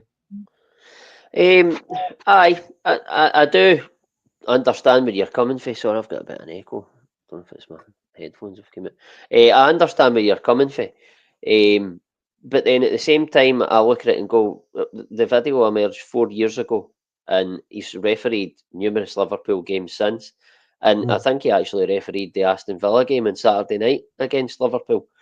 I don't think he's biased. I don't think he's biased. Aye, no, that's sort of what I'm getting at. But I understand your point in that he has brought it into disrepute and stuff like that. It's a tough one for the guy, but like you said, it's really poor for the guy, the friend or whatever that has outed this. And my question is, why is it took to now, Franny, for a sort of this video to come to light? What's happened there, eh? That's like, I agree with a lot of what Gavin said. Like, Bhoys an idiot for what he done, but like you have touched on, he looks, he's not. He's clearly no sober. He's had a drink and maybe a wee bit more. What he even says in the video, or that last video, can he get out? It's stupid for him. Probably the next morning, I mean, a lot of us have the feel the next morning after a drink, because he'd have absolutely had massive fear. He'd have knew that video's out there. He'd have knew his mate, whoever that was, has got that video. So it would have been bricking it for, like, as I say, massive fear to go along with his hangover. But it's selling. It doesn't help his fellow referees, because then, as much as he has refereed a lot of Liverpool games since, and as recent as the weekend there, folk will look at it and go, well, his ref's been honest now, because this is clearly what he thinks about Liverpool and, well, Klopp anyway. So what is referees thinking? But people like that in everyday life, I would say as well, like, you see the abuse referees getting week in, week out. The referee's surely going to the changing room after it and go, how about that dick today? That fucking Roger just was on the place all fucking day. But the problem is, this is obviously in a social event that this guy's done this. It's been videoed, and the guy that's released it is an absolute wanker at the end of the day. Why? Like, if you fell out, if their mates not fell out, do you really need to wreck the guy's career? Because I just don't see how he comes back. Certainly in England, and even in Europe, I just don't see where he goes in Europe to referee, to continue that profession. But I mean, I don't know how Saudi would beat him. Maybe chance to get to Saudi and that away over at maybe the Middle East to referee. But for me, the guy that's released it's got a lot to answer for. He's just as much a dick as the referee for doing what he done. Right. By the way, it might not be the mate. It could be a woman scorned. You never know. It could be. However it was, it's just an absolute tit as well. As much as he was a tit for doing what he said and just being an idiot, there's a lot to blame the guy that's put the video out. Aye. So I mean, it brings me on to Stephen. Like that, he's obviously been suspended for this, right? And it was a thing that happened away from the workplace and a social sort of aspect. And it brings me back to John Beaton being pictured in the renowned Rangers club or pub, whatever it was, and he continually referees Celtic games. There's no been any retribution, if that's the right word I'm using, for that. He's not said anything, but it's not a good look for me. And I know we're going over all ground, but that isn't a good look for me. For me, it doesn't sit too well with me, and I don't think it sits too well with many Celtic fans. Where do you sit on, obviously, David Coutie's self, and then obviously it sort of lining up with that John Beaton incident? Well, the fact that there's punishment I'm given to David Coote at this precise moment being suspended, and John Beaton gets away scot-free, and he's been pictured in a rival's supporters club, and also gets the privilege of managing or refereeing these Glasgow Derby games. Do you know what I mean? So there again, it goes back to Scottish referees not being held accountable, no disciplinary kind of means towards the referees who break rules or violate conduct. And you would think what Beaton done would have been a conduct violation. Do you know what I mean? That's a major one, especially in Glasgow, being pictured in a certain team supporters club. But it's madness. But the David Coote situation, the one thing I don't quite understand, that yes, he might have been totally gone, but why has he put himself in that position where he knows he's being videoed and he's saying these things? Do you know what I mean? I don't quite understand that either. And it's again, the person who released it is a dick, but he's a dick for also saying this on camera because he knows it's out there. He knows this is going to be hanging over him. And at any point in his life, these things can be released. And he's been bitten bad at the moment. Is there a way back for him? Possibly not. I don't think so. I think, like what Gav was saying there, that the stuff...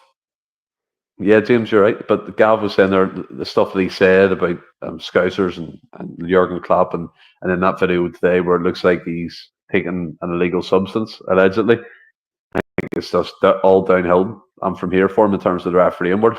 And look, maybe he's not a bad fella. He probably isn't. Do you know what I mean? I don't really take anything to do with watching Liverpool games or that. And as you were saying there, you don't think he's bad or he's made any major mistakes, which is good. So I kind of rules out any, match fixing or being corrupt. But he's just failed in bad times, and unfortunately, it looks like he's going to lose his job. But that process, that the suspension, the violations, the discipline should be in place in the Scottish League. Do you know what I mean? For various referees, but again, there's no transparency within the Scottish refereeing system. I hope that changes with the new VAR team. Obviously, Willie Collum being the head of referees, and he's brought up another former English ref to head up the management side of things. So let's hope that side of things changes. But at this precise moment, with fuck all transparency in the Scottish referee system, and it's just good to see that you get kept up to date with what's happening. Lyndon Hardwebb's always on the ball, suspending referees or whatever he needs to do, come out and explain decisions, which is good, I suppose. But we don't get none of that. And as James Kennedy said, it's been going on for years and years. Well, listen, I'm not going to deliberate too much longer on that. It's one of the ones where he has done wrong. I would like to see him be able to come back for it, but like Gavin says, it is a hell of a one to try and come back for. But I don't like to see people losing their job over moments of weakness. Again, as Gavin called it pretty well there. But it is what it is. It's not going to affect our lives, but it is a topic of conversation in the football world at the minute. But I'm really conscious that we're pushing the 3-hour mark. We're really close to it. Gavin's so proud. Gavin's so proud. We'll move on for that, and I'll alert the viewers now that obviously the question that we did earlier, which was just let me read it out so I get it right. The teaser question. Where is it? I got a few. Well, I think I got a few more. So it was. Can you name the 16 scorers for English teams in the Champions League final? So if you want to just fire your answers into the comments, Stephen, you can keep abreast of that if you like. And I'm holding my breath at the minute. We'll finish up on the agree to disagree while the comments are coming in, and then we'll touch on the teaser question at the end before we wrap it up. So I'll just come to yourself first, Stephen. Agree to disagree. These are all aware how it works. Yeah. Yeah. No. Sorry, I don't.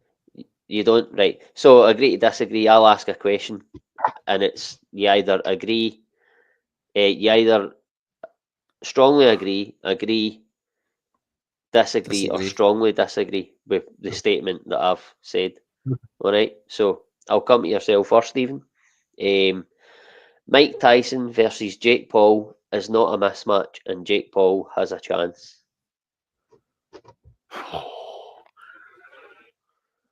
I would just go disagree. I would have went strongly disagree, but I'll go with disagree on this one because I think that the footage of Mike Tyson that I've seen recently, he looks like he's on top form. I think his open training session there that he done, he looked like an animal hitting the pads. But I do agree that Jake Paul's young, vibrant, and very quick as well, and he's had a few decent victories in the boxing capacity at the moment. And I think it'll be a good boxing match. I just hope it doesn't turn into a fucking exhibition and they're just dancing around each other, holding on for the hugs and that type of stuff and waiting out the rounds. Hope they go for it, like they said it in their build up to it. I'm actually quite looking forward to it. As you know, I don't really watch boxing. All you do, but I throw in my 2 P's worth, and people usually say I'm talking shite. So I'll say Mike Tyson will win the fight, but I do agree. I agree with the statement in terms of Jake Paul has a chance, but also disagree with it as well. Say to me, talking shit. I don't know where you stand. We're no further forward. Disagree because I think Mike Tyson will wipe the floor with him. But in a sense, I get what you mean that Jake Paul has a chance. Right. My worry is that there's been agreements that we don't know about in the fight where Jake Paul will come out on top. That's my biggest worry, and we'll never know because they tell us it's a real fight. I'm not going to deliberate on the same question for everybody. I'll just give you one each because we'll be here. Let's do it then. We'll do it. I accept Jake Paul's. Well, I agree because I think Jake Paul's got a chance. Simply, age has got to come into it. The longer, and then what you were talking on, Ross, about certain agreements. There's rumours going about that the longer the fight goes on, the more money Tyson gets. If Tyson takes him out early, like the first round, he gets zero money. So it's in Tyson's favour to go longer, which I think the longer the fight goes, it plays out of Jake Paul's hands. Because whether they like Jake Paul or not, I suppose you've got to kind of have a level of respect to a guy that's willing to take to boxing. It's a vicious sport. Training is horrendous. So you've got to have a bit of respect there for the guy. But Tyson's Tyson, but it is 58-year-old. The age. And I didn't want him embarrassed. Yes, this is commissioned to be a professional fight, but I don't believe the proper testing. The governing bodies that have commissioned it, I don't think really follow as rigorous testing as, say, your Canelos and the Mayweathers of this world would be back in the day doing, or even recently, your AJ and Dubois and that. It's not going through their governing bodies, but it is going to be an official one. I think it's interesting that Jake Paul, his only loss has been to fucking Tyson Fury's fucking wee brother, whatever it is, Tommy Fury. Tommy, yeah. Aye. So the only boxer he's fought, Ken Stevens, see how you said he's got a decent record against boxers. The only boxer he's fought, he's got beat off. Well, I explained myself. I'm not going back into it. I honestly think he's got a chance just simply in age and the longer the fight goes. Aye. So to sum up, you agree? Agree. Not strongly agree, but I agree that he's got a chance. Aye. And Gavin, that It question, shouldn't. Mike Tyson versus Jake Paul, is not a mismatch, and Jake Paul has a chance. Strongly agree. Strongly agree. Just plain and simple. That's the easy way to do it. I like that. I like that. Gavin knows it's Win the touching the game. 3 hours. He doesn't want me. He doesn't want me to go over the 3 hours. No, right. But right. So I'll put this one to you, Gavin, since you were last for that one. Agree to disagree. Alistair Johnstone is a better right back than Mikael Lustig was. At their peak, yeah. Yeah.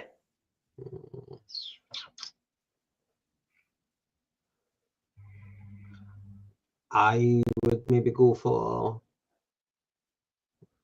agree. Agree. Fair enough. Stephen? Agree. I have to side with Gavin on that one. Agree. Aye. And I'll go Franny? disagree. You'll go disagree? Ooh, I'm I think going he's to got agree potential on to that be one. better, but currently, I think he's a better player. Now, I would agree with what I've just said because I said it. Right, and then we'll come to yourself first, Franny. This is the last one. Out of the two candidates, Donald Trump was the correct choice to become president for a second time. Jesus. Fucking hell. I'm glad you never asked like an Israeli-Palestine question or something like that. No, I'm not that risky. It's not Friday.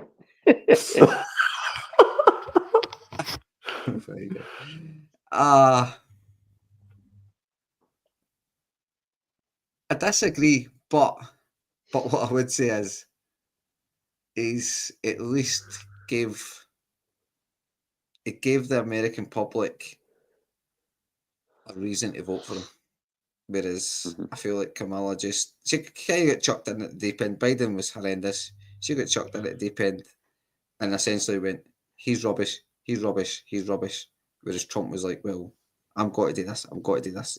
It gave them hope, I guess. It gave them a reason to vote for him, whereas I don't think Kamala did. But I kind of think I've came disillusioned by politics. I used to kind of keep up with it, but I just think it's all just everybody's to be a celebrity now. Aye. Fair enough. And Gavin? Strongly agree. Oh, does it go? Stephen? Make America great again.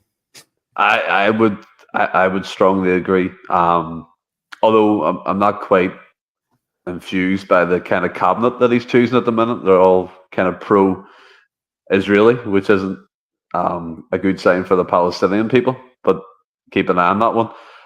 Also, as well, I like the promise that he's going to bring down the corrupt fucking element of the American government who are involved in child trafficking and all that stuff. That all needs exposed. It's absolutely disgusting. And I hope that him and Elon Musk do that and they bring people to justice. Whether it happens, whether it was just a tagline for his campaign to be elected, we'll never know. But yeah, I think your woman Harris is a complete knobhead, corrupt to the core, and I can't stand her. And I'm glad that. Yeah, I strongly agree that Trump was the right choice. I strongly agree as well, and I think he's going to be getting on top of all this fucking nonsense. Folk like I hope he gets on top of this nonsense. Using toilets, that are when you're not biologically that. Whatever, do you know what I mean? We could go deeper, but we're not going to. But absolutely, I'm on board with Donald Trump. Aye, I'm absolutely on board with Donald Trump being elected the president of the United States for a second term. But so that sort of wraps up all the topics. Is there anybody put their answers in, Stephen, as to what? Nope. Nah. Nobody. Right, well, we'll just do it amongst ourselves then. That's fine. Right. Everybody's tired. Right, so one at a time, Gav. One at a time. I want to be right. I was going to do the Man U ones because I think that they are. Well, how many you's got down each? I've got I've got 1, 14. 2, 3, 4, 5, 6, 13, including the 2 that we've got. Ross, Right. So you're 11 then. What? do me a favour. Put this between them two. My mind's blank. So Right, okay. Let's tell That's you the fine. truth. That's fine. How many you got down, Gavin? I've got 14. 14. Right. Well, we'll go one each. Right. Just to make it as We've fair got as Rooney and possible. Havertz out the way, haven't we? Aye. And you go, Gav, you can go first. Okay, so right. Oh, yeah, Ronaldo. That's one. Funny enough, he was next Aye. on my list. Aye, Ronaldo, aye. Right, I'll stick to Man United. Ole Gunnar Solskjaer. Yep. Sticking with Man U, Sheringham. Yep. Right, I'm changing tact here. Arsenal, Sol Campbell. Yeah, the one and only Very Arsenal good player. answer. Yeah. Very good answer. Okay, moving on to Chelsea. We've got Lampard, who scored against Man U in Moscow. Yes. Yep. Right, I'll stick with Chelsea, and I'm sure Drogba scored against Bayern Munich in the final. Yep. Yep. And I think that concludes Chelsea because we already said Havertz at the start. Well, I'm fucking wrong with one of my answers then. Does it conclude Chelsea? Let me see. I thought the Bayern Munich score was a bit different for that then, Gavin. Aye, I think that concludes Chelsea, aye. No, Robin's wrong. Robin is wrong, aye. I thought that game was 3-2. Right, so I'm going to leave Man City for last because I know that I'm wrong with Man City. I think I'm wrong with Right. Man City too. So for Liverpool, start off with the 3 each game. So Gerrard was one, Yep. Smeetsa. Yep. and Alonso. Yep. I've totally had a mind blank for the second game. That other one. So for There's another 4 Liverpool players. so you've got do you remember whenever they got beat by Real Madrid, the Gareth Bale got the overhead kick. Liverpool only scored 1 goal in that game, and I think it was Sadio Mane who scored that. I think they'll put the score into, you know. He's on the list. Trying then the final that Klopp won. Salah. Penalty. Salah's on the list. Is that all the Liverpool players? Are we missing it? No, Two there's men, 2 more. Yeah. 2 more Liverpool players. I've got to take a punt at Origi. He just always seems to score. Aye, he's on the list. Yeah, you're right. Well done. They get beat twice got by them the loads. finals, didn't they? I think they did. Is it the Milan final? Did Milan beat them in? What was the score in that game? I think he's only got 2 more to get. Dirk Kuyt, aye. I think he's got 1 more to get. 1 more The to Man get. City one. Rodri. Yep. Was it Rodri? I didn't hear him. I had Gundogan. Well, I couldn't think. Between yous, he's got it. He's done well. Well done, Stephen, as well. So glad that your other. Rush up to fall down right now. Just got to say, I'm so glad the other shirt stayed intact because I was in part spending money on that. But, that other one was a belter, a real belter. But listen, that wraps up the night. We're at 3 hours 3 minutes. It's went exactly as I planned and went up to the 3 hours. I thought it was going to 3 hours written all over it. But if you've enjoyed it, that was brilliant. Rob. Did really well. Loved it. Loved it. good guys, good. And thanks again, obviously, to everyone in the comments for taking part, especially firing your answers in for the trivia quiz there. Really appreciate that. But no, it's honestly brilliant that everybody's stuck. They've stuck with us to almost midnight. I think there's still 37 watching. Really appreciate it. And when is this award ceremony, Stephen? 17th. I think I might say the 17th. Is it over? It's something. I don't know. It's happening soon. Soon, I think. I get it. Aye, well, we're nominated, as you all know, and again, I just want to reiterate that we thank you for whoever voted for putting us up for that nomination. Whether we win it or not is another thing. I highly doubt it. But that concludes the show for Wednesday. It's been a long haul. I've enjoyed doing it. I've enjoyed preparing it, and I'll look forward to hosting the next one or even being on the next Double Pivot because they're really good to be a part of. But on that note, thanks again, everyone. Stay well, keep safe. Hail, hail. Good night.